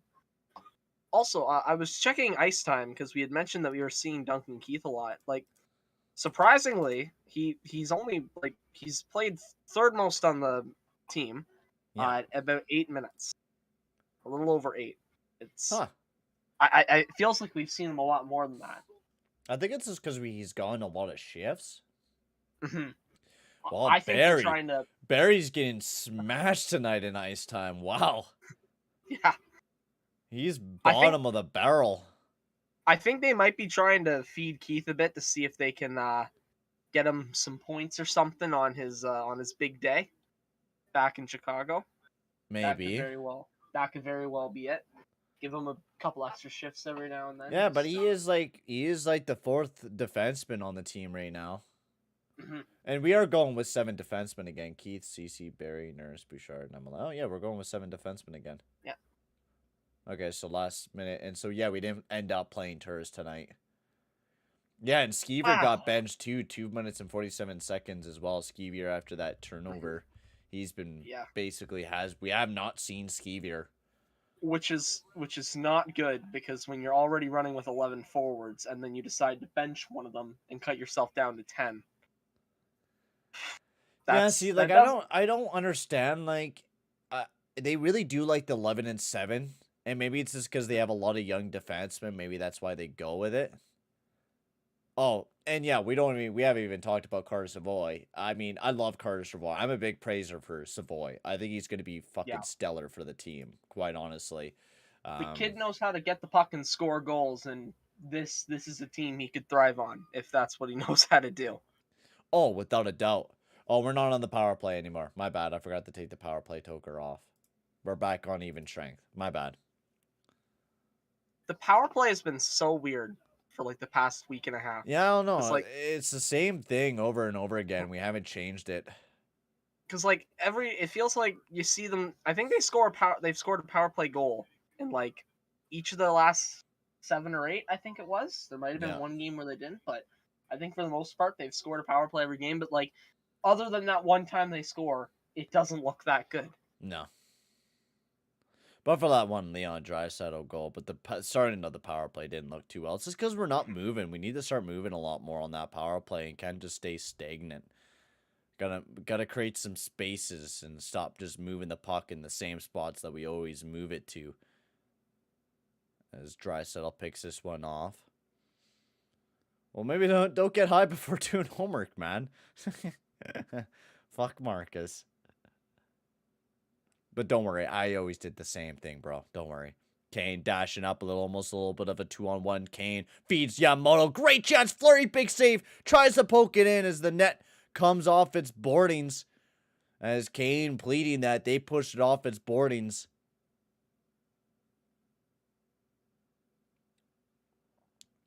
Can make a case for it. Yeah, even Luka Musenberger hasn't been looking too bad either. I think he could be a really strong top 6 defenseman as well. Because didn't he go to the Olympics? Yeah, he did. I think he had. I know that he had went to the World Juniors right after he was drafted, was it the year before? I know the World Juniors he was at. He was really good. I think it was the year before. Yes, I had seen him and he was really good. So I'll be honest though, when he was first taken, like I covered the draft heavily that year. yeah. I had no idea who this man was until I did about half an hour of research on him. And I finally found a couple tweets about what he was. And that's all I had on him. Oh, there wasn't very much, and I mean that it was hard to find any information on like anything because of the fact that like there was nothing on information about any of the prospects here in this recent draft. It was hard to find anything. Yeah. Like you had information on like your probably your top 50 prospects, but other than that, like it was a who's who. That's why you've probably seen like a lot of deep dives or like players falling or whatever it may be, because it was so unknown. Yeah, like, and that's even the same kind of going into this year. There's still so much unknown and uncertainty with this draft. Yeah, like it's gonna be interesting. I can't wait to see like how like after the draft, like how many prospects in each round make it in, because like I think the next couple of years are gonna bring more late round picks making it than ever before. Yeah. Yes, Savoy does have a brother in the WHL. That's Matthew Savoy. He's a very good-looking prospect as well. I think this year he's getting drafted. Projected top 10 this year. A lot of people have him top 5. I think he slipped a bit in the ranks as of late. I think he's going to be a top 10, most likely. Yeah. Or, like, just outside. Yeah, Duquesne's passes have been underrated. Sometimes he just can't, and then there's other times where he makes some really nice passes. But Kane overall has been a really good offensive player. Not even that bad defensively, quite honest with you. He's been really stepping it up these last couple games. I've been really impressed with the way that he's been playing. And I surprisingly accidentally picked him on my fantasy team, and I'm kind of happy that I accidentally picked him up because, well, that $2 million steal made me just, made me so happy. And, that's the thing about Kane. When he was signed, I was like, listen, this is a really good player. And this guy has the potential to be really good. But just watch out. You just gotta be careful navigating the waters with it. Oh, well, gambling and all the shit that's happened off ice with him. It was a big risk. And so far, it doesn't look like it's, caused any havoc in the locker room, which is good. So hopefully that continues. It's just... it's just, can it lead to other stuff? And maybe Kane re-signs back with the Oilers. It's just, who knows how much it'll have to be. That was what I was going to ask. Like, would you like to see him come back long term? Knowing how... I would say no, because of Holloway. Holloway, I would maybe say, hey, you want to come back for another year? Because I wouldn't mind that. But, if he's going to be asking for a ton of money, taking chances away from Puljujarvi or Yamamoto, and I swear to God, if Holland decides to sign Kane and trade away Puljujarvi or Yamamoto, I will personally go down to Rogers' place and yell at Kenny. I will find where he is at and yell at him. I will scream in his face. We'll need to create a convoy in honor. Yes, Bison King. I am making the Bison King convoy. We are charging down to Edmonton, and we are raiding Edmonton when Puljujarvi gets dumped away. And I swear to God, if fans call Bison King horrible, I will be fighting with them for hours on Twitter. I don't care. He's an amazing two-way forward, and we need to protect him at all costs. And an amazing human, for goodness sake. Oh my god.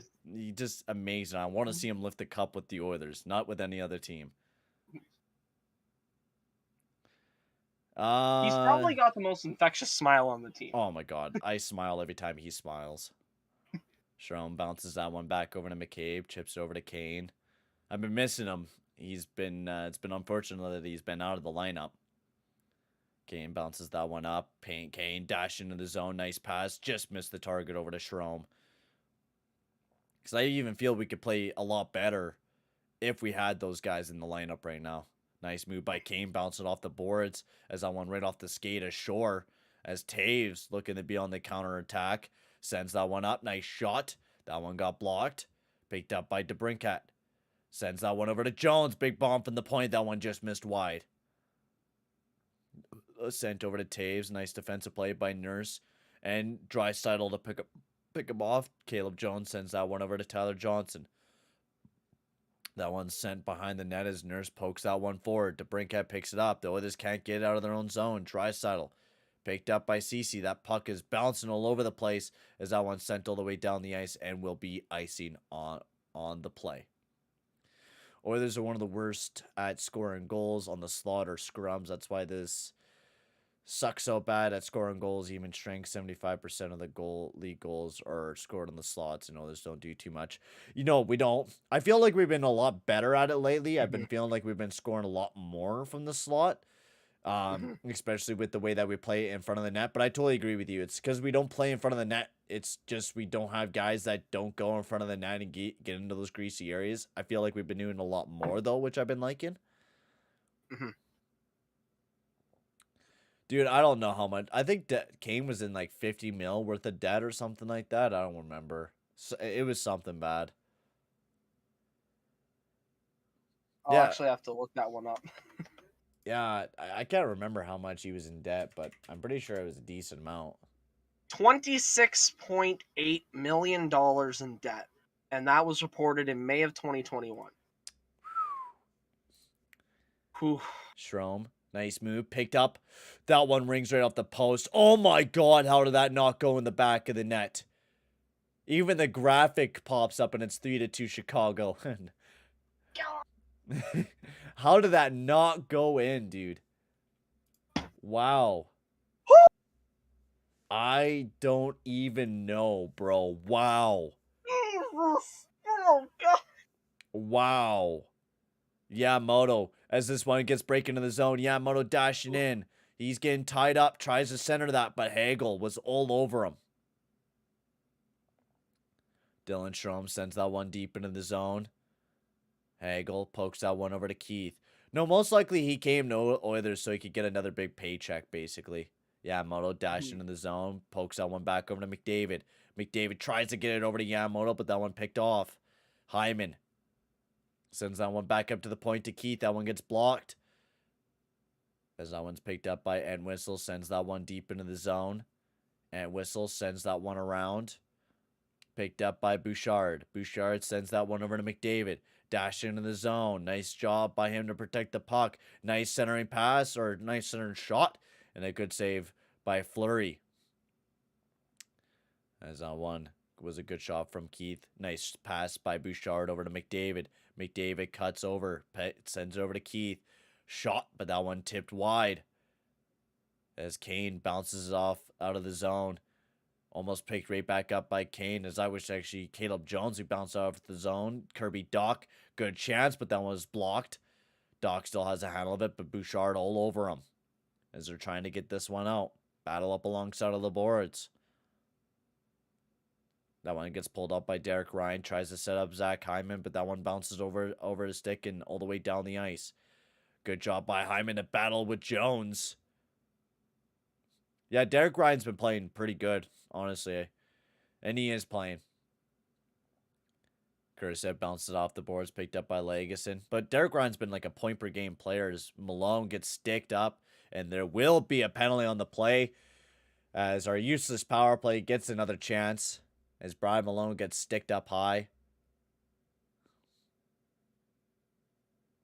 Duncan Keith really is just throwing everything at the net he can. I feel like he's taking a lot of shot attempts tonight.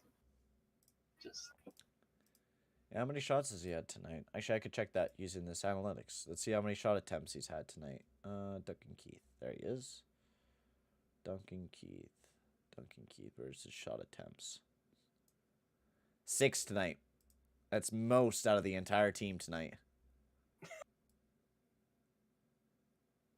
Only one of his shots were blocked. Now the question is, how many chances have actually hit the goalie?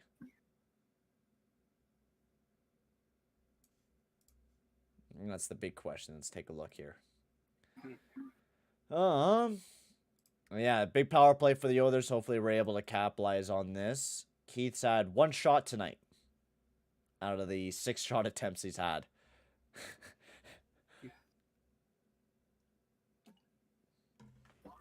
Also, this is a progression, but Bouchard, they're really relying on him tonight. Bouchard's had a couple rough games, but honestly, this is one of his best games that I've seen out of him so far. Well, I'll try to have positive vibes, but our power play's been ass. We got 1 goal out of the power play tonight. We need to see another. And not make it look like ass. But yeah, Bouchard's been playing amazing. I've really been a big fan of him. Especially in this game. That's the thing about young defensemen, you know? Like, when you see a young defenseman make an error, like, that's going to happen. You just gotta keep giving them those opportunities. And, you know, sometimes you'd see Tippett not do that. Dmitry Samorukov. Yes, Samorukov, Bouchard entirely last year. Ethan Bear in overtime, where he benched them the entire overtime. God. And it was like, oh, let's throw him back out there for a shift. Oh, that's a good idea. All right, power play opportunity for the Oilers. Let's go, baby! Come on, boys. Draisaitl taking the face-off as they battle trying to get the face-off win as the Blackhawks, they get it all the way down the ice. Now it's a race for the puck. Bouchard skating hard. Lafferty all over Bouchard as Lafferty pulls that one out. As Lafferty cuts back in, looking to waste some more time. Bouchard trying to pry him off the puck, but Lafferty just keeps mortaring. But McDavid gets a handle of it now. Looking to dash up. Sends that over to Draisaitl. Draisaitl trying to hook up Kane, but that one's turned over by Doc. Tried to hook up Hagel. Great chance. Nice shot but missed the net wide. Boys, what are we doing? Are we on the power play or what? Barry's down for the rest of the game. What? He just got posted on Twitter by Daniel Nugent-Bowman. Yes! The Oilers Tyson Barry. Woo! Barry's out of the game. We're going to win. Oh, God. I thought that it was a goal, but it was much more. No. It was much more sinister, the intentions. I'm sorry, Barry. Upper body injury. I bet it was that play where he had to protect the puck and there was a goal that scored. I bet that's what hurt him. As Nurse sends that one over to McDavid. So he wasn't benched. He got hurt. That's the moral of it. God damn. So it's not Bouchard just getting along. I mean, he's looking good tonight, no doubt about it. But he's getting more minutes because of the fact that Barry's injured. McDavid waiting, pulls back. Nice shot. Big save by Fleury. As this one's picked right back up by McDavid. Nurse sends that one back over to McDavid. Nice pass over to Kane. Big save by Fleury. See, this is what we need to start doing. Mixing it up a little bit. As that one gets sent all the way down the ice. Stopped up by Koskinen. Gives it right to Nurse. Nurse sends that one over to McLeod. McLeod sends a nice pass over to Yamamoto as that one gets poked out of the zone. Picked up by Lafferty. Over to Jones as that one will be the ending of the power play for the Oilers. Another kind of ranked power play. Yo, MD, how's it going, bro? As that one gets sent over to Jones. Jones waits, chips that one over to Kane. McLeod battling with him as Keith gets a handle of it. Barry bounces off the boards. To be honest with you, we've been saying that we're going to pump Barry's numbers and trade him. We've been saying that for since last year, and we gave him a 3-year extension. I'm not believing any of that bull crap. I think, honestly, we're going to be keeping Barry throughout the entire 3 years. I'm already prepared for it. realistically, we should be trading Barry, but we're not going to. Kane bumps that one over to Strome. Strome cuts back. As Keith has a handle of it. Sends that one deep into the zone.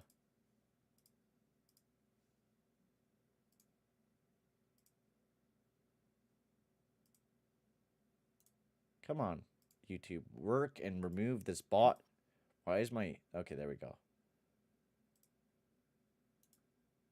This is just a bit of a chirp, but it's kind of funny. Spectre thinks that the Oilers only dress 6 defensemen tonight, and he just tweeted out, on the first night, Woodcroft dresses just 6 D-men, Tyson Barry's out. So, I find that funny. It's like Kurt Livens, who only listens to stuff on the radio. Fucking Spectre, I hate that guy. I can't even believe he's still hired by Sportsnet. An abomination. Yeah, like... Especially after that article he wrote, I'm never respecting Spectre again. If I have to meet him in person, I am like, dude, you wrote that article, man. How do you even live, bro? Like, come on, man. You'll be like, oh, you shit on Barry and call him a bunch of names. I'm like, yeah, but he's bad. At least I shout out the right people. Not like you, who shout out McDavid and Draisaitl. And still suck Tippett's, cock-a-doodle-doo. As this one gets sent all the way down the ice, a minute remaining. Good chance by Doc, but great stick by Nurse, but that one's offside on the play. Perk, we've been playing not bad tonight, honestly. I think the Oilers have been taking the tempo of the game during the second period. I felt like we've been dominating the tempo of play in the second period. We haven't been able to score. But we're all playing the Chicago Blackhawks, quite honestly. The score might not look like that, but we have been playing them and outplaying them during the second period. First period was a little bit rough, but... the first period, without a doubt, was rough. Not a bad ending to it, but still not fantastic. We're playing a lot better now, though. Picked up by McDavid. He makes a nice move. Dashing. We got a 3-on-2. McDavid sends that one over to Hyman. Hyman tried to get it back over to McDavid, but a great defensive stick by DeHaan. That one gets sent up as Entwistle tries to get out of the zone. Picked up by Hagel over to Kirby Dach as he's dashing through the neutral zone. Good stick by a few of the Oilers as Nurse gets mauled all over by Dach. Nurse has been having a rough night. DeBrincat gets that one away from McDavid as Doc gets it back under control. Nice shot. Blocked and tipped out of play by Nurse. 21 seconds remaining in the second period of action. Also, guys, if you haven't already, make sure to hit that like button and hit that subscribe button as well. That'll be very much appreciated, boys. And make sure to go check out my man Josh Warner as well. His link will be up in the pinned comment up at the top. Make sure to go check him out. Give him some subs. Go give him some hype as well, as he will be posting a reaction video right after this game as well. So make sure to go check him out if you want a quick reaction, because most likely I will not be posting mine until tomorrow. So make sure to go give him some support and go give him some love. Amazing content creator. Amazing Oilers content creator as well. So go give him some love, boys. As Kane ships this one up, as this will be the ending of the second period as we head into the second intermission. As, well, I like that second period, quite honestly. That was a good. Yeah, I think that was definitely a stronger showing than their first. They played very well. They got a lot of chances. Hope for the third. Curtin, you think Nurse is playing like a 9 million? Still far from it. Still very far from it. His defensive, game has definitely improved this year. His offensive game is still there. He's still playing not bad, but he's not worth a $9 million defenseman. I would say he's more like a 6.5, 7. Around there is where I would have liked to see him at. And yes, we're going to check out your deal or no deals there, Oilers, man. We'll quickly do that. We will definitely be doing that as we'll pop them up here. I love this first one. I love this first one. Oilers get future considerations for Keith going to the Habs and a 2022 first round pick. Yeah, get him out of here. Get him out of here. I would say. Here's the question. Does Montreal think the first round pick is enough? I would say, can they just take a second and just get them off our team? Just be like, we'll be like, hey, Gordon, how's it going, man? You need some cap, eh? How about you take Keith for us? Yeah. Or hit up Yeah. Arizona. Hey, Arizona, I know you need cap right now. I know you have a bunch of expiring contracts this upcoming year, so how about you take Keith off of our books, buddy? But Holland's like, I love Keith. Plus he has a no move. I don't I'm see not this mistaken. deal ever happening. I would love it to happen, but I don't see it happening. Because like why would Keith want to go to Montreal? No offense, but why? See, I don't see this deal happening either there, Oilers, man. Since the Coyotes are developing, I would see them take picks for Chychrun and Timmins. But this is the deal that he made as well. Klingberg and Esa Lindell going to the Coyotes, going to the Stars is Chychrun and Connor Timmins. I don't see that move happening, but it's not a bad move because Klingberg does need a new area. I just don't see him liking Arizona.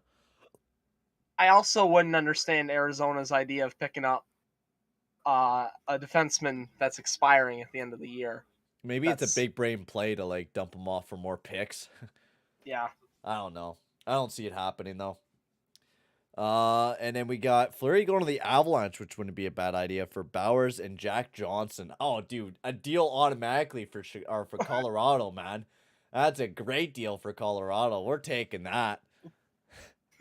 Getting Jack Johnson off the team, hell yeah. And then to Dallas, they get Giroux, Mayhew, to Philly, Jamie Benn and Raffle. Oh my god, what a steal for Dallas getting Giroux, but they're not even a playoff team. They're kind of on like the wild card spot, so wouldn't make too much sense. I mean, Sagan's been sucking ass, so maybe it does make sense for them, but at the exact same time, are they really gonna go that deep? Yeah, my man Josh hit 130 subs. Hey, let's go. Oh. Whoa. Woo-wee. Woo-woo. Thank you all. Jeez. Hey, let's go. Let's get him to 150, man.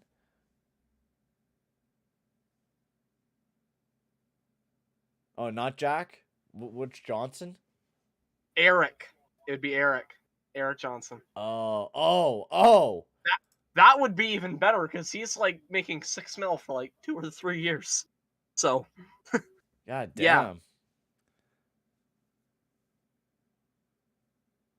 Well, I can't unfortunately do that, Grayson, but we'll definitely watch some of your videos in another stream. Kurdam, my birthday wish came true today. Well, sort of. Wish that Perry gets traded. Lol, he got injured, so I'm cool with that. Oh, is it your birthday today, Kurdam? Well, happy birthday, bud, if it is. Hopefully you're enjoying your birthday and enjoying the pretty amazing game. Hopefully Calgary loses to the Canadiens because we definitely need that. And then I could also make fun of my Calgary Flames, bud, and tell him that he lost to the Canadiens. So come on, Canadiens, beat up the Flames. Vegas is still down 1-0 against the Bruins, so that's massive for us. Otherwise, Canucks beat the Islanders. Man, the Canucks are really charging. God damn. The Canucks are only 3 points back of us. They are like charging up our ass right now, man. We need such a weird conference. Well, dude, it is. Oh, also I was talking about in the other stream where Winnipeg, and I think they should just completely rebuild again.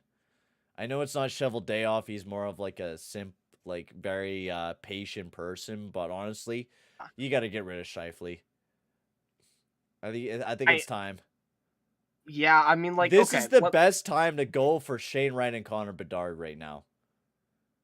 Yeah, like, honestly, like, the funniest scenario to me would be if, like, imagine they end up on the same team. Just sit back and imagine it for a sec. Like, Arizona sucks and wins the lottery both years. The riots of Wright and Bedard on the same team would just be crazy. God, or even Montreal. Montreal would be even worse because, like, it would just be insufferable. Oh, their fans would be like, "Oh, we got Shane Wright, yeah, And they're gonna be turning into like the next annoying Toronto Maple Leafs fans because they're gonna be like, "Oh, Shade Wright's better than McDavid. Look at this. Look at these. Look at these stats, guys. He's better than McDavid by Yeah. 0.1%." Oh God, amazing. Oh boy, so I knew that Winnipeg weren't doing well this year. I'm just looking at it They're now. So down bad. they've played 54 games and have 57 points. Yeah. Ahead of them is Dallas, 53 games, 63 points. So they're 6 behind with Dallas having a game in hand. Yeah, they are not they are better than Chicago, Arizona, San Jose, and Seattle, and that's it. That's not good company to be with. No, Winnipeg, and that's why I was saying, like, in their situation right now, Blake Wheeler sucks ass. Like, he's good point production, but he can't play defense. Same with Scheifele, he can't play defense. You have Ehlers out of the lineup, and most likely Winnipeg will blame the fact that they have injuries, kind of like what Philly's doing this year, even though Philly is just honestly bad, Yeah. and they need to rebuild. But That Wheeler deal is horrific. oh, it is horrific. You can't trade it because he's on a no movement unless he waves He's it. 2 more years at Yep. 8.25 as a 35-year-old. Yep. What were you thinking? Jeez. Right? Like, Paul Stastny, he's just like, you look at their depth, Yeah. like, Andrew Kopp, I think you need to trade him. He sounds like he doesn't want to come back to Winnipeg. You need to get rid of him. I think for this team, Morrissey's not your number one defenseman. No matter how much they think he is, he's not. He sucks. He is. He sucks. He sucks. And He's him being locked up for the amount of years that he's locked up to is bad. And I think the Jets should just simply rebuild. They need to. It's unfortunate, but they need to go with just a minor retool. They got the players to just make it happen. Just go for a minor retool. Get players that will benefit the future. build around Connor and Ehlers. You got Connor Hellebuck. You just have to hope he resigns in a few years. Build around that, and trade Scheifele. You're right, because he's been a problem for them. Deal him away. Deal away Stastny, Kopp. They can both go at the deadline. Blow it up a bit. Blow it up. Why not? Oh, I think without a doubt they definitely should. And yeah, this is massive since Vegas is losing tonight. If the Oilers pull away with a W, we tie up for second in the division and we pass the Vegas Golden Knights for third in the Pacific Division. So this is a massive game for us tonight. Okay, I want to get your opinion on this. Yeah. So, Calgary, LA, and Vegas, right? They are the 3 teams in the Pacific we're fighting for. Which one of those 3 teams, do you want to would you want to line up with within the first round? And which one of those teams would you hate to line up with in the first round? I would simply love to go up against the Flames, but I would also hate to go up against them just simply because they're a tough team. We've had their number this year, but the playoffs are completely different. Like we have seen that before with many teams, especially when we went up against the Jets, for example. They just played us completely different. Honestly, it's tough because LA's been playing really good against us this year. I feel like they'd be a tough team to go up against, especially with Tom McClellan. I don't know. It's tough no matter who you go up against, I feel. Like, it's going to be a challenge for us just because of how our defense is. I don't want to go up against Calgary because of Sutter. I think your best bet, honestly, is LA. Yeah, that's the way I'm leaning too, because with Vegas, I don't like the idea of running into a line of Pacioretty with Eichel and Stone, knowing that they have incredible depth. Well, the and thing a is good right defense. now, Vegas better start winning, man. They've been struggling out of the last late. Like, they're trying to pull off what Tampa Bay did, but they're just they're not doing very good right now. I love Vegas, but hey, Calgary. Yeah, see, I don't know about Vegas. I think we could take control of their depth, and their defense has been very mediocre at best, especially with Pietrangelo. And I also think that Leonard has had his struggles this year. Yes, that too. I think we could take advantage of that as well. But LA, I feel like, who are they going to rely on? Quick or Peterson? I mean, Peterson's been doing a lot better out of the late, right? Yeah. But I don't Yeah, know. it's It is tough no matter who you go up against. It's just a yeah. horrible division. And it's going to Like be a what? tight end. Like, honestly, I think with Yeah. the Oilers right now, we got to start winning as many games as we possibly can Mhm. right now, especially tonight. Yeah. Leonard has been a 907 this year. That's not That's not good. that's not good. I wonder if they try and go back for Flurry. Does Flurry even would I would Flurry even even waive his no. I if I was Flair, I would flip him off yeah. You because traded me for he Michael Hakkarainen and and then cut him. also he didn't he figured it out through Twitter that he got Yeah. traded or whatever. I think that's how it was, right? Yeah, that's how he found out. Like, man, I know they like to make trades, but Vegas is not the most model organization for doing Oh that. That was man, their first. I honestly, Loki, I've been saying this for a while that what Vegas has been doing is going to come back to burn them, and it might be even this year with how bad they've been out of the late. I think it Yeah. could potentially come back to bite them in the ass this year Mhm. because of the fact that they keep making deals, they keep making moves that are just going to come back to bite them in the ass, and they're making a lot of moves and well, Koskinen actually has been better than Laner, I would say, over the past little bit. Yeah. But I mean, if we're talking full season, Koskinen's 905 and Leonard is 907. So, yeah, like, one more good game for Koskinen or a bad game for Leonard, and boom, the tide has changed. but you look at Vegas, they've had they've been making a lot of moves that just Eichel, Pacioretty, Stone, like all guys that they've traded for. The only guys that have really stayed from the expansion draft is Marchessault, Carlson Smith, Carrier, Shea Theodore, Theodore, McNabb. Haig, they got in the no, they drafted him. they drafted him second Right. round, I think, in Yeah. 2017. Yeah. And then Zach Whitecloud, they got him to the ELC, and Hmm. that's really it. Yeah. Like, their first round picks, they've traded all but Brisson and the guy they drafted. Did they even draft a first round guy last year?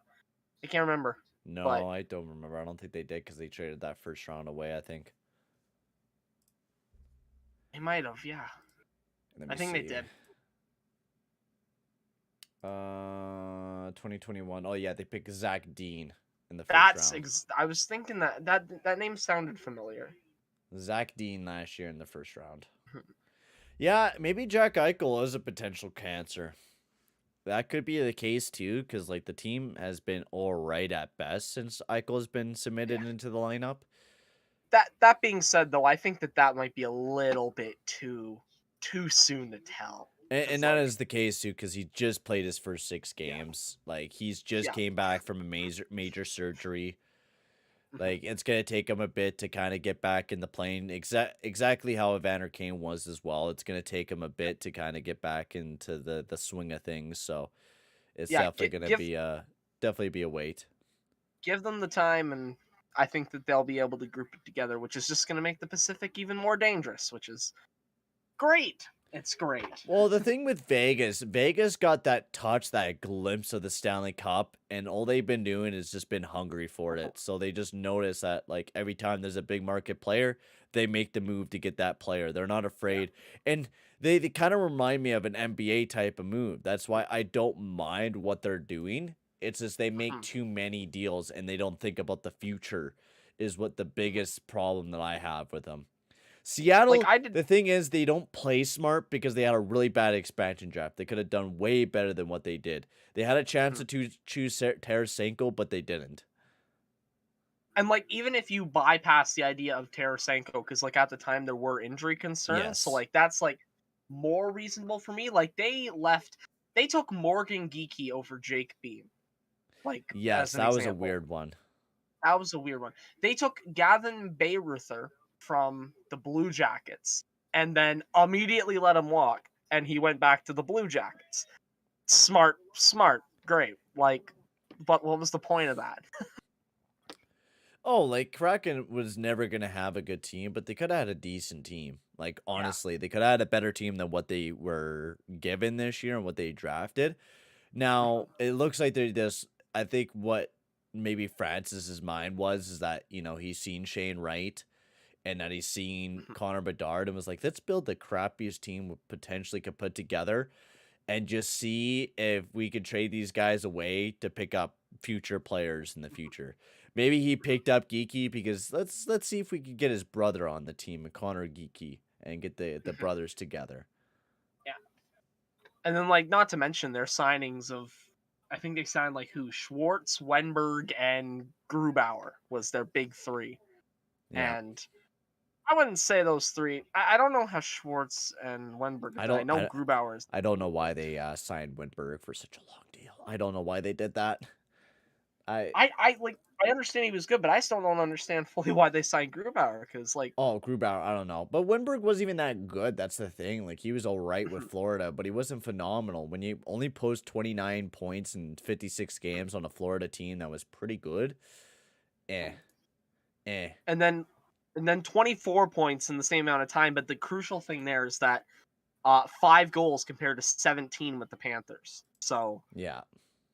well, he has more assists, but not as many goals, so that's not good. And But then honestly, load up on picks. Callie Ankruk, Yep. you try to trade away a lot of your guys that you have on the team and just bolster the team up for the future. I think that's what you do. You got Matthew Beniers, which looks amazing. He'll be a really good two-way guy for the team for the future, and it's built for the future. Yeah, and like Jaden Schwartz has played well, but he's had injury problems. Yes. So, like, that's always been the problem with Schwartzy, though. So, yeah, it's unfortunate. So, but hey, who knows? But hey, like you said, the third period is about to begin. Yeah. And here we're about to get into the last and final period. Boys. Yes. It's the third period of action between the Oilers and Blackhawks. Who is ready? Let's get some Let's Go Oilers in the chat, boys. Let's tirade it with that. Let's go Oilers, baby! Let's shut down this game and pull away with a big dub. That's what I want to see here tonight, man. So let's see if that is a possibility. So face-off win. Picked up by Duncan Keith. Sends that one over to Bouchard. He sends that one over to Zach Hyman. Bounces over to McDavid. He had a man all over him. He still keeps it alive. Bouchard over to Keith. Oh my god, Keith, no. No, don't screw this up, buddy. He turns it over badly. Picked up by Jones. Nice chance, but that one missed wide. Was that one almost poked out of the zone? Dak battling with Hyman as he gets shoved down on the ground. Bouchard back over to Keith. Keith sends that one up, picked up by McDavid. As they're trying to dash in the zone. Sent up to the point. Nice move by CC. Nice backhand, but that one blocked by Jones. Picked up by Hyman. Hyman gets plastered up alongside of the board. Sent over to Kirby Dach. Nice stick by Nurse. Full goal all over him as he gets a handle of that. And that one will be offside on the play. Also, cool stat, boys.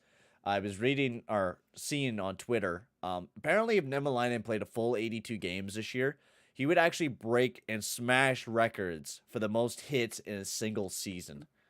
Like, he's on pace to, like, smash the single, like, season hit record. Like, just smash it, obliterate it.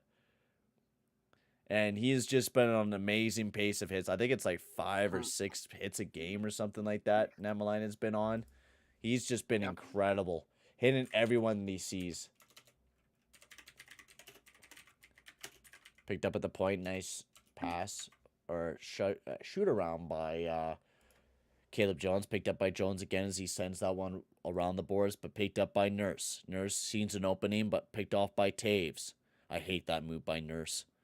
Where he flicks off the boards. I think that's going to make a great move. Nice bump up to the point by DeBrincat. Jones sends it right back down below. As the netting came off its boards, picked up by Kane. Kane taking it up for the Oilers. Dashing through. Nice shot. Big save by Fleurs. He plays that one out. And the whistle has been blown. I think that was because the Bornings came off. Yeah, but in just 17 games, Niemelainen has 79 hits. my god, I did not think it was And that that much. makes him 4th on the team in hits. He's almost caught up to Cassie, who's had 95 hits in 35 games. Haskins had 95 hits. Wow. Yeah. I'm kind of shocked by that, considering the fact this whole thing is kind of just floating on the ice. So Yeah, and taking little bumps. Maybe they're just, giving him credit and just giving him a yeah, few more hits. padding the stats. Face-off win for the Oilers. Picked up by Legason as he wraps that one around. Hyman gets a handle of it. Cuts right back down. Calvin DeHaan all over Hyman as he gets plastered up alongside of the boards by DeHaan. That one gets sent around. McDavid battling with number 22 and Carpenter. Picked up by Jones. Sends that one right up to Lafferty. Lafferty spins around. Picked off by Hyman. Kurashev gets a handle of it, trying to make a nice move. Keith all over him. Legason tries to send that one out. Sent up to the point. Nice shot. That one blocked as Hyman sends that one over to Fogle. Fogle keeps a handle of it, tries to get it over to McDavid. That one turned over. DeHaan picked up by Seth Jones as he gathers it up behind the net. Looking to break it out as he sends a nice outlet pass as that one gets sent back by Taves. Over to DeHaan, chipped into the zone by Kubalik. Koskinen sends it right over to Kubalik and right into the back of the net.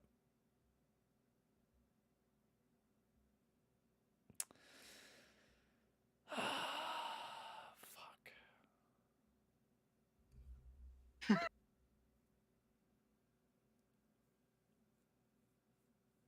Tell me we're gonna lose to Chicago. Yeah, we're losing. This.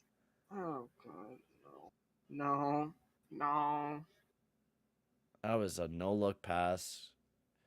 We all know Koskinen's horrible with the puck, and that was a bad play. And what did Holland say? He's confident with the goaltending duo we have? Oh, right. Oh god. Right. We're never going to play Skinner yet this year. Right. Fuck me. Mikko's been pretty good this game. I give him that, but that was a bad play by Mikko. Unforgivable. That was a bad play. Gotta look. Gotta fucking look. Fuck. Well, makes things a bit more complicated. That makes things a bit more interesting here. Big bomb by Malone. That one blocked. As Kubalik tries to send that one over to Kane. That one sent off the boards and all the way down the ice. Man, come on. Yeah, definitely not beautiful. Welcome in, Weed and Wrestling. Welcome in, Andre. Definitely not the perfect time to come in, but welcome in, bud. Yamamoto, nice cut. Taves pushes himself into the zone, picked up by Johnson. Few defensive forwards all over him. Tyler Johnson gets it again. Nice shot, big glove save by Koskinen. I'm just going to step away for a quick second. Okay, and sounds we'll be good. back. Well, that's not amazing. Not amazing at all, man. That's fucking unfortunate. Oh, man. I just want to see the Oilers do good, man. Come on. Fuck. Please, just anything. Draisaitl to take the draw against the break-in and a face-off win for the Blackhawks. That one gets sent over to Caleb Jones. Tried to get it over to Johnson, but a good stick by Keith. Battle up alongside as that one gets picked up by Kane. Sent over to over to Keith as he tries to ring that one in, but failed the attempt. Jones, as that one will be offside on the play again. Yeah, that was brutal.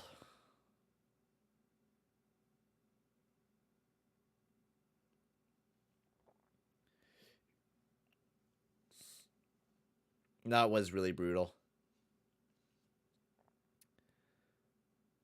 I agree with you, Kurdam. A little bit of pushing and shoving between Johnson and Kane.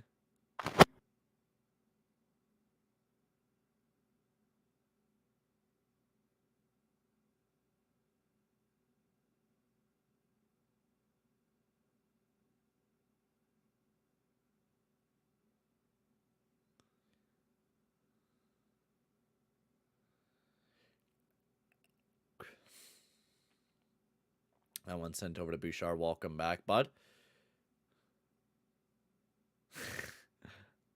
Draisaitl pokes out over to Yamamoto. Nice shot. Big save by Fleury as he gets plastered into the boards. Hopefully Yamamoto's all right because that was a hard bump from Murphy.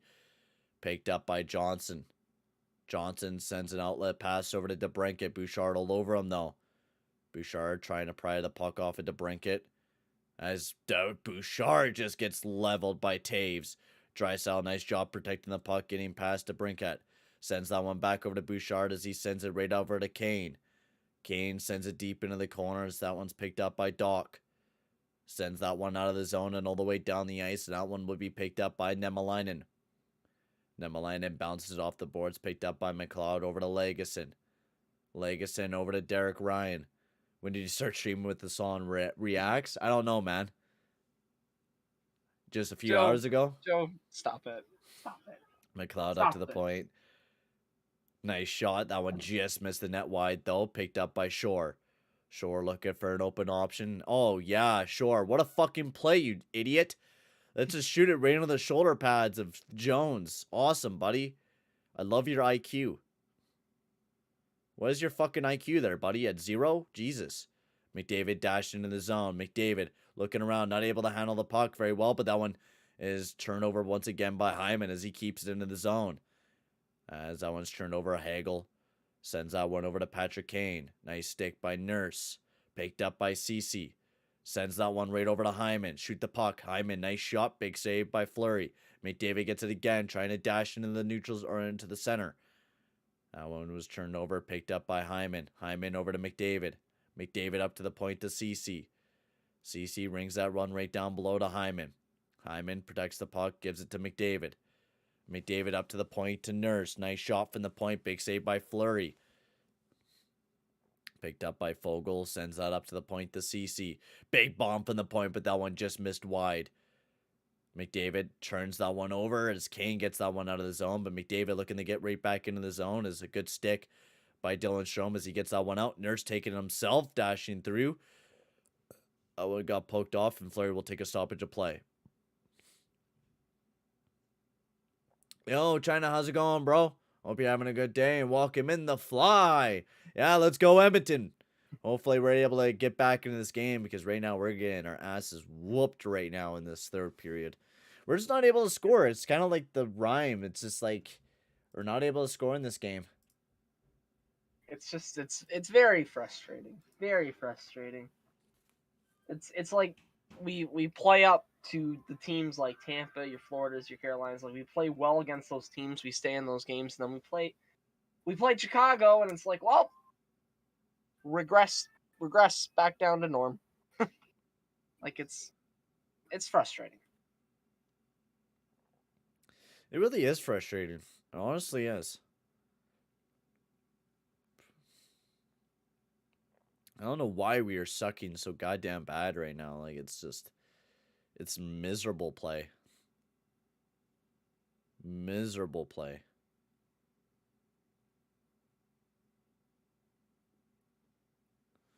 Well, hopefully we can get back into this. We're only 1 goal away.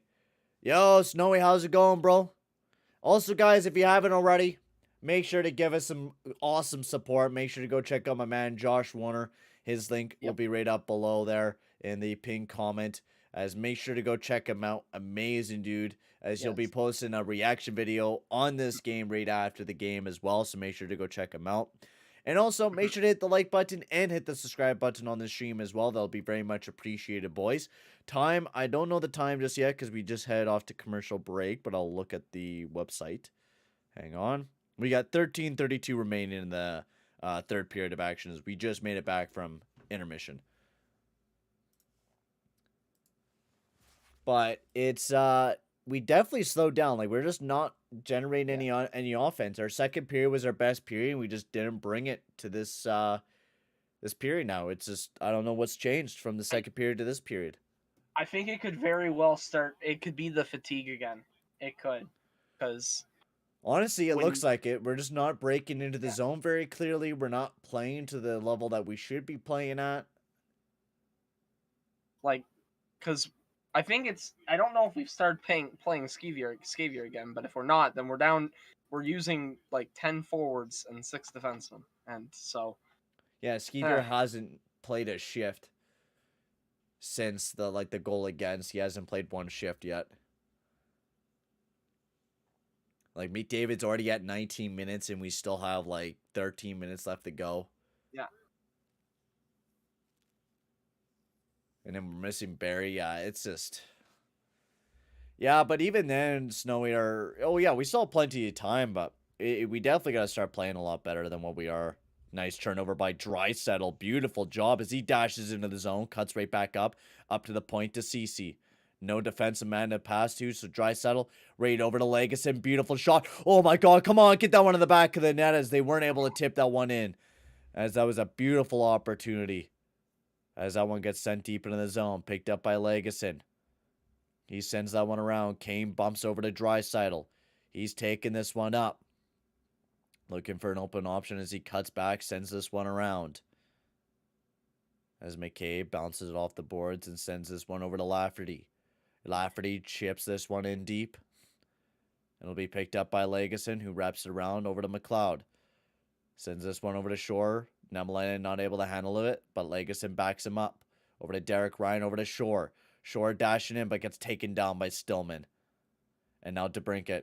He has it, looking to dash it into the zone, which he chips it in. Picked up by Keith. Over to Ryan, leaves it for McLeod. Sends it over to Devon Shore, who chips it in deep. Picked up by McCabe. McCabe bounces it back, picked off by Devon Shore. Centers it to Derek Ryan, who's not able to take the shot off.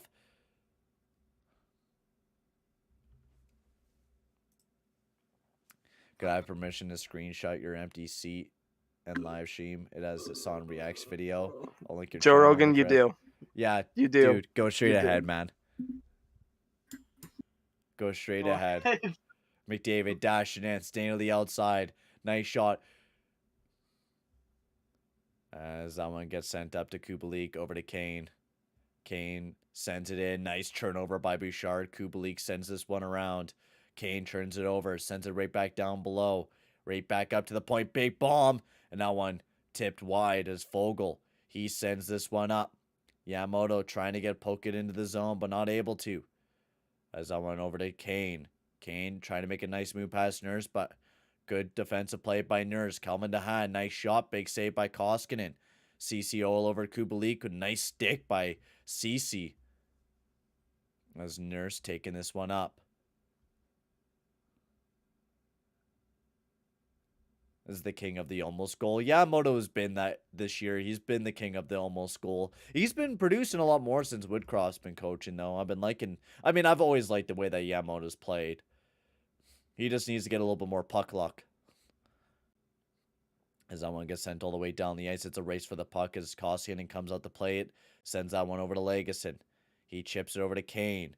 Kane tried to make it over to Draisaitl, but a good defensive recovery for the Blackhawks. Legason sends this one over to Draisaitl, bounces off the boards. Turned over though as Hagel dashing back into the zone. Picked up by Nemelainen. Nemelainen wraps around. Malone chips it all the way down the ice. And that one will be icing on the play. Ah, man. Come on, Oilers.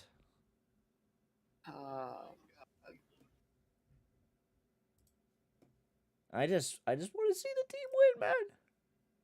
That's all I want. That's all I want, man.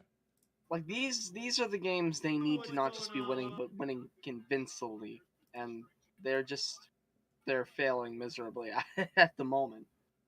Oh, Hyman was slow to get up, but he's looking good. Okay, that kind of worried me. I don't want to see another player fall to an injury, man.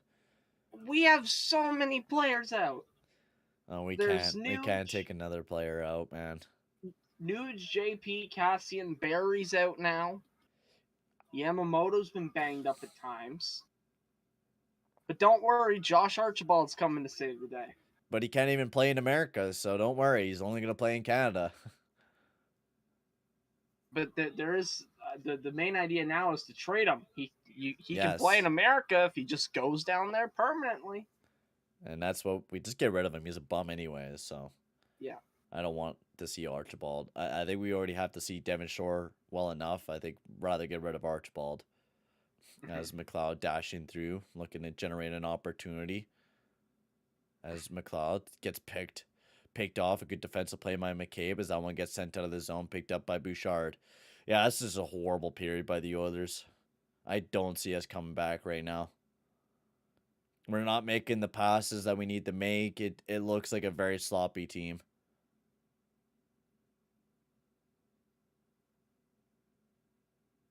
If they lose this game, it's game over on the season. I don't think so. We still have tons of time to make a comeback.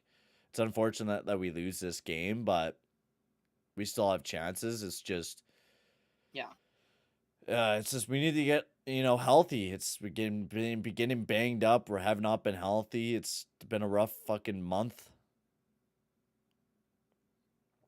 Nice hit up alongside of the boards, picked up by CC. As CC looks to break it out for the Oilers. He's taking this one up, tries to send in the zone as he fans on it though. Picked off by Dahan. Jones. He bounces it right back over to Calvin Dahan. 8:31 remaining in the third period of action. As Dahan looking to break it out for the Blackhawks. Carrying this one up as he rings it deep into the zone. As that one's churned over and picked up by McLeod. Man, McLeod's just right back out there again. He's getting another shift. Legason tried to get it back over to Yamamoto, but missed the target of the pass. Legason chips over to McLeod. McLeod over to Yamamoto. He chips that one deep into the zone. McLeod sends that one around. That one hops over the stick of Kane as Kursev tries to send that one. Or actually, that was number 24. Lafferty sent it over to Kursev as that one gets chipped into the zone. Nice hit by Carpenter on Nemelainen as Nemelainen battling with Carpenter for the puck. That one gets chipped up to the point. Caleb Jones sends it right back down below. Nemelainen over to Legason. Legason sends that one over to Malone. As Malone turns that one over, picked up by Hagel. At whistle up to the point to Caleb Jones, who makes a very nice move. Nice shot. That one blocked by Nemelainen. Picked right back up by Hagel. Hagel, nice shot. That one blocked by Legason right in front of the net, battling with Doc. That one gets sent around. As the Chicago Blackhawks is staying very persistent right now, all over the Oilers, not giving them any space to breathe right now. 7:05 remain in the third period of action. Yeah, just give this dub to Chicago. I just don't. I mean, we have the only thing I have hoping right now is the fact that we have Connor McDavid and we've seen him just take over games, but yeah, it looks like we're done this game. This seems over.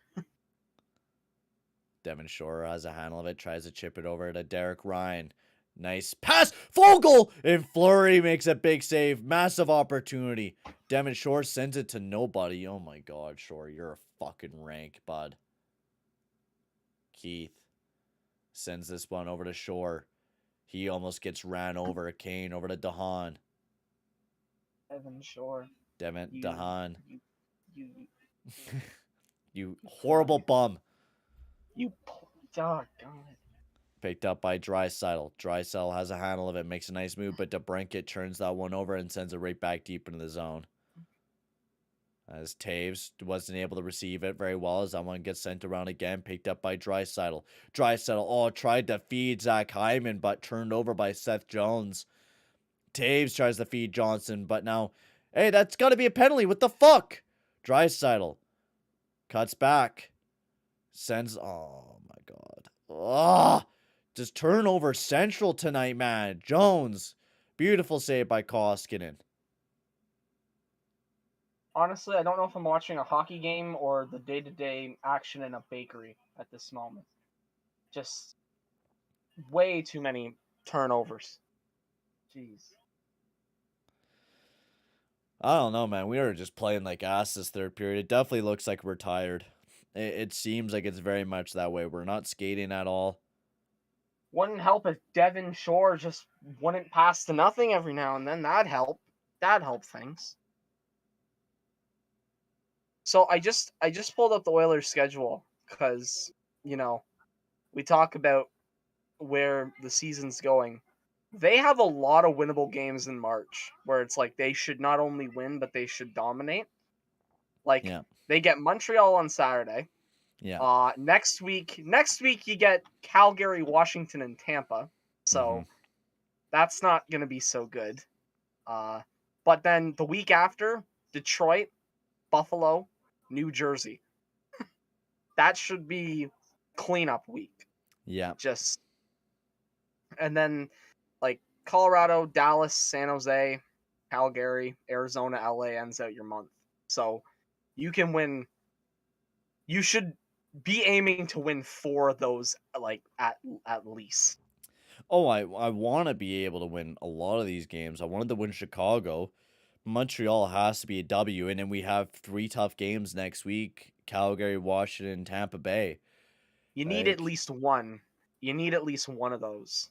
Like 2. We need actually all 3, honestly. We need some big wins because losing this game, we had a chance to jump over Vegas. This was a massive game for yeah. us tonight. And unfortunately, it looks like we might not be winning this game. Mm-hmm. The next week after that, though, is massive: Detroit, Buffalo, New Jersey. Yeah. We have to win That those games. that has to be 3 straight wins with no negotiation. That has to be. Like they lose one of them, be concerned. Yeah, fucking hell, man. Well, hopefully we can maybe see a bit of a comeback here. Come on, boys. Who knows? Is Kane wearing a wife beater under his wife beaters, like a white shirt, like one of those tank tops or whatever they are, muscle shirts. Yeah, Moto tries to send that one in the zone. I think Keith was a step ahead. That one exits the zone, and Kubalik now has a beautiful opportunity going one-on-one with Bouchard. Good defensive play by Bouchard just to handle the speed of Kubalik and push him to the outside. Mhm. Keith makes a nice move, having handled the puck as that one got sent around. Bouchard pokes up alongside of the boards. Nice block by Keith. Picked right back up by Jones. Nice shot. That was a good save by Koskinen. That one gets sent right back down below to Kubalik.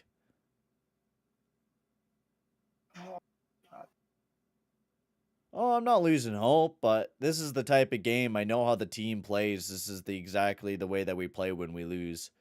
McLeod over to Bouchard. Nice shot. Big save by Fleury. We still have that possibility of making a comeback in this game, but honestly, it's going to be pretty tough. Nice defensive play by Nurse on Hagel as Nurse shoves him up alongside of the boards. Nurse all over Hagel as Kane picks it up as he pokes that one out. Legason has a handle of it, taking it up for the Oilers over to Derek Ryan. He sends that one deep into the zone. McCabe sends that one over to Stillman.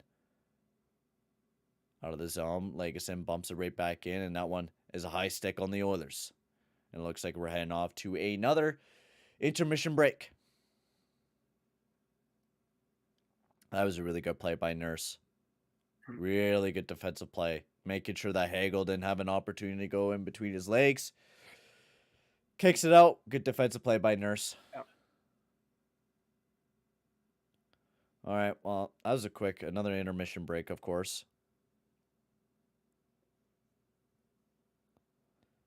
But yeah, I just unfortunately this is a game that we're gonna lose, and we just need simply to be better on our power play. We had multiple chances and only able to get one on our lethal power play has just been the biggest problem. And we need to play better 5-on-5 as well. That's a big thing for us as well. Yes.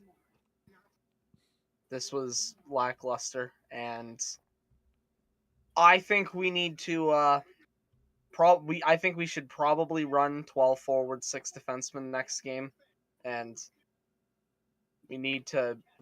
I mean, if we're up against Montreal, the standard should be that we beat them. Hopefully, you get enough of a lead in that game where you can maybe rest some of the guy, just like have them play a little bit less, and make them less exhausted.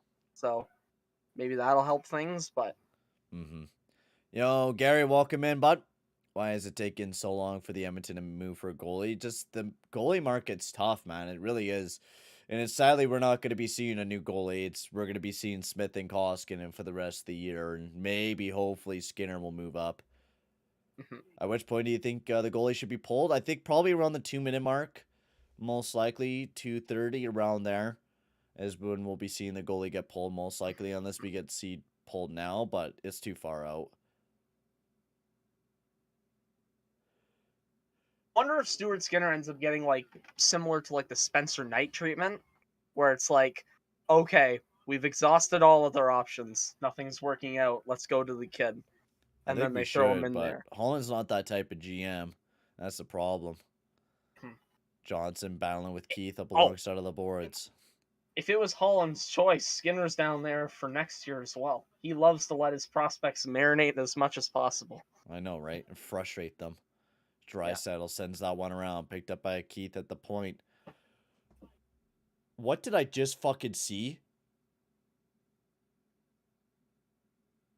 Did I just see the worst fucking pass in my life? Oh my god. That was horrible. Jesus, Duncan. Oh my god. Between this, the Shore pass, and the Barry shot, what a trifecta of just foolish moments in this game.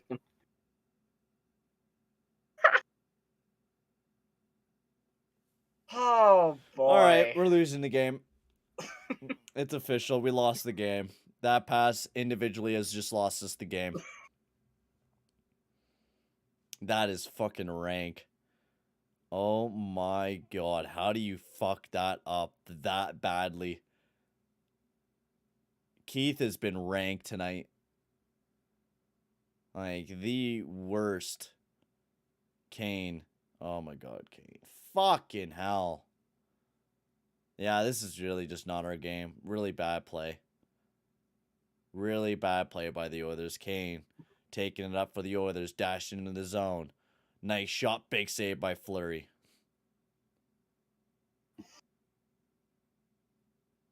As Fleury makes a nice save. Should be pulled at the 3-minute mark? Yeah, maybe potentially, but especially since we're only one goal down. I don't know. No, at this rate, maybe they should consider it. Honestly, Fuck. I don't know, at man. the rate they're Maybe. playing right now. Playing horrible. I think we did we? David Draisaitl. Come on, boys. We got to get the face-off win here. 3:09 remain in the third period of action. Face-off win for the Oilers. Keith over to Bouchard. Bouchard waits. Missed the pass over to Hyman as DeHaan will get a handle of that. Battle up alongside of the boards. That one gets sent around. As DeHaan sends that one all the way down the ice. And that one should be icing on the play. Oh, man. Disappointing. If it goes to overtime, yeah, most likely. We do play pretty good in overtime. But even then, Chicago does have like Kane and DeBrincat. Keith sends this one. Oh, he made a pass. Woo! He didn't fuck up. Let's go. 8-year extension, baby. Bouchard. 8 years. Yeah, let's get him though. Fuck it. We'll lock him up until he's 50. Fuck it.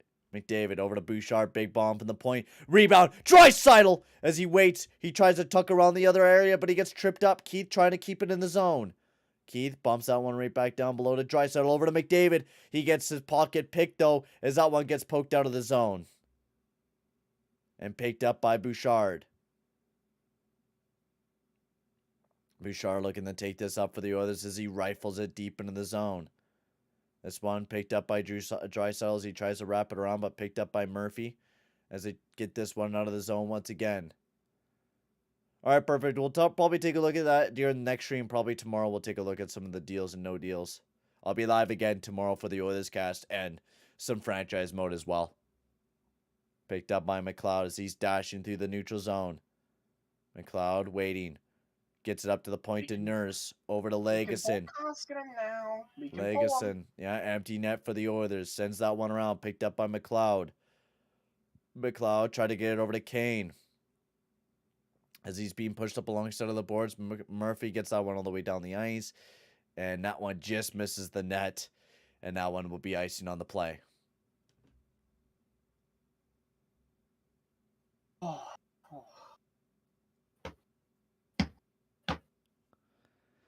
GG. Do you call a timeout here? I would say so. Give a break to the boys. Yep. Apparently, Jack Eichel just scored a highlight reel goal for the Vegas Golden Knights in the second period there. Time, we got 1:17 remaining in the third period of action.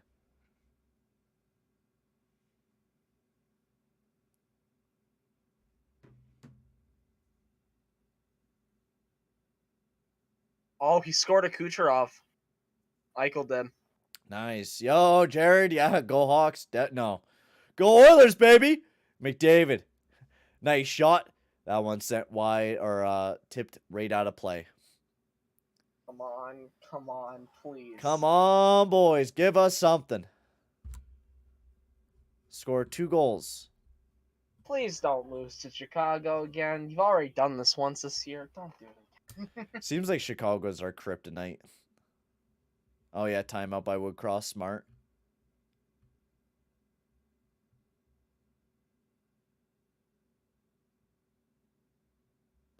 As Glenn Golitzin talks it over with the boys, the game plan.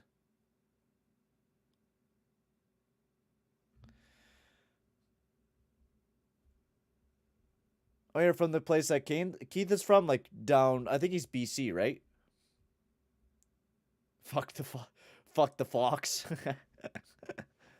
Huck the Fox. Yeah. Good replacement of words. I love that.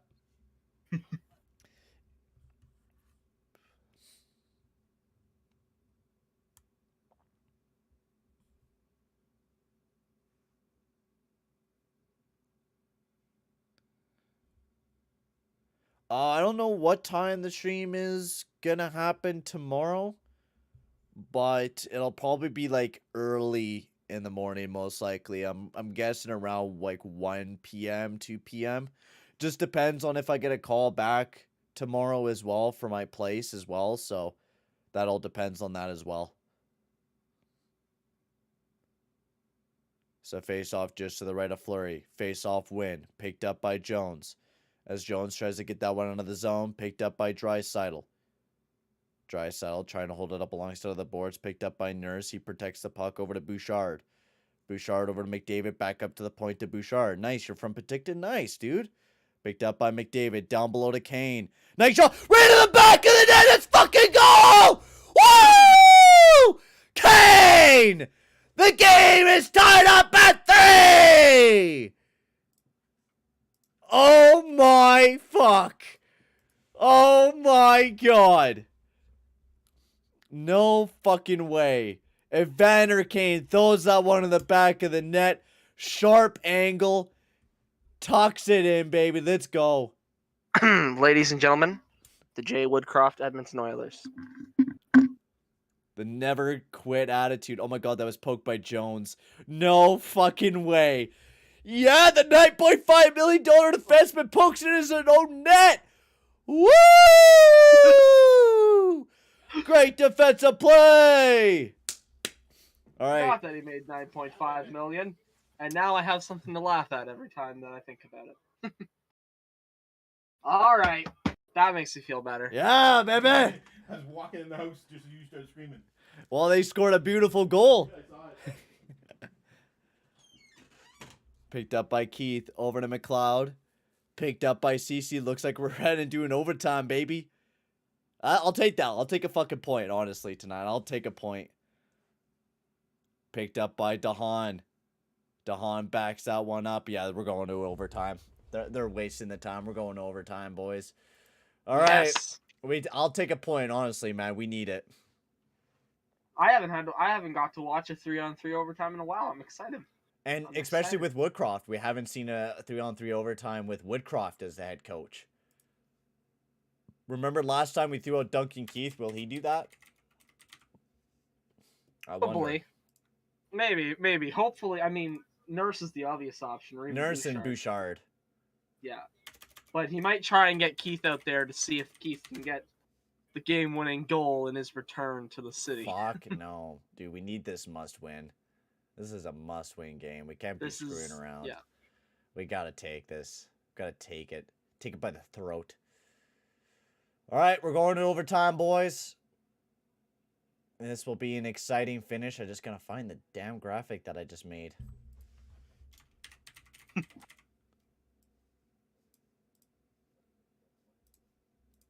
me the graphic that I just made. Come on. Come on. Where is it? Where did I... Dude, the Flames can't keep up with the Habs. Oh my god, that's embarrassing.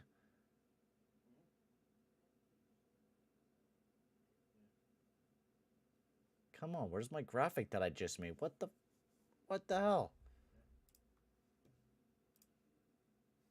Oh yeah, the Flames and Canadians are tied at 3 right now, and it's middle of the 3rd period. So there's life. There's always life. Come on, Koski. Jared, this jersey here, it doesn't have anyone on the back of it. It's just a blank jersey.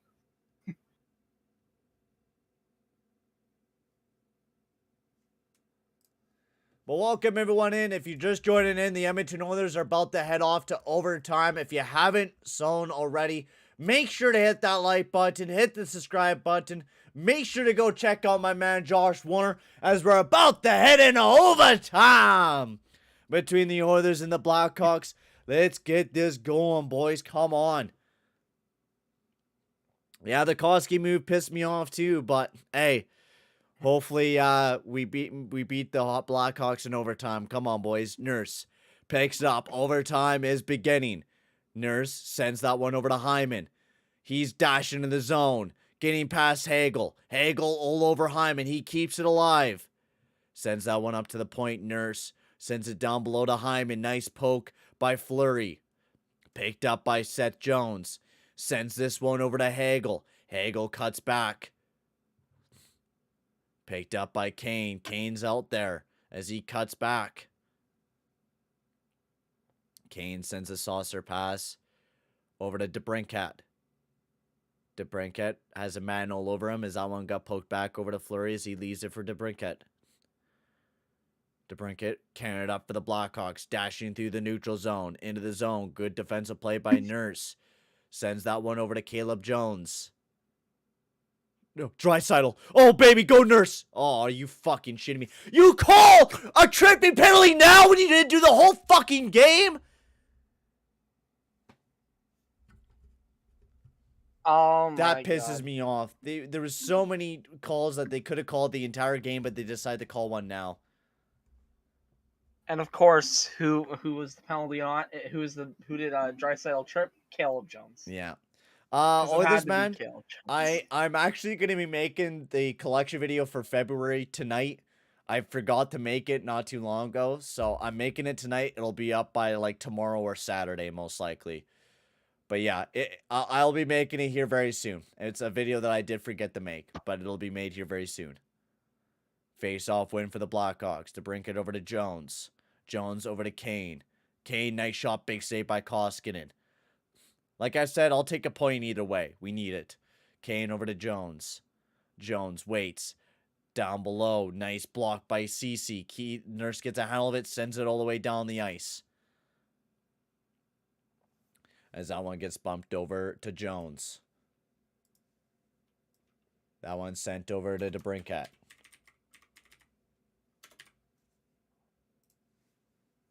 Strom, he cuts back up over to Jones. Seth Jones has a handle of it. Look in. Over to DeBrincat as he was about to set it up. Over to Kane. Big bomb. And I think that one missed wide. What a beautiful opportunity by Kane, but that one exits the zone. 1:08 remaining on the power play. Kane dives into the zone. Down below to Strom. Over to DeBrincat, but what a defensive stick. I don't know who that was, but beautiful job. Picked up by Jones. Jones over to Kane. Kane looking around. Waits. Looking. Nice shot, but that one missed the net once again. Picked up by Jones at the point. Over to Kane. Kicked up to his boot. Over to DeBrincat. That one blocked by Cece. Back over to DeBrincat into the back of the net. I give it to the boys. That was good, but I'll take a fucking point. GG. Oh my god. The Chicago Blackhawks win. As unfortunate penalty by Draisaitl that sends us off as the Blackhawks win 4-3. Can't even blame Koskinen in that. That was just great passing. That was just terrific passing. That was frustrating. That was a frustrating game. That was a frustration. Oh. Yeah, good game. Good game, boys. Yep. I'll take a point. I will take a point because that is massive for us. I'll take a point out of it. We weren't even going to get a point originally, so us forcing it to overtime is massive for us. Yep, you're right. Like they should not have pushed it to overtime, and they did. So right, like we played horrible throughout that entire third period. We did not deserve to win this game, in my opinion, especially the way that we played in the third period. To be able to push it to an overtime is massive for us. Yep. But thank you very much for joining in, Josh Warner. Everyone, if you haven't already, make sure to go check out his channel up in the pinned comment. Go give him a subscribe. And also hit the subscribe button on this channel as well. And hit the like button on the stream. That'll be very much appreciated, boys. As we're going to tune off here, thank you very much for tuning in, everyone. As we will see you guys all in the next stream. See you guys all later.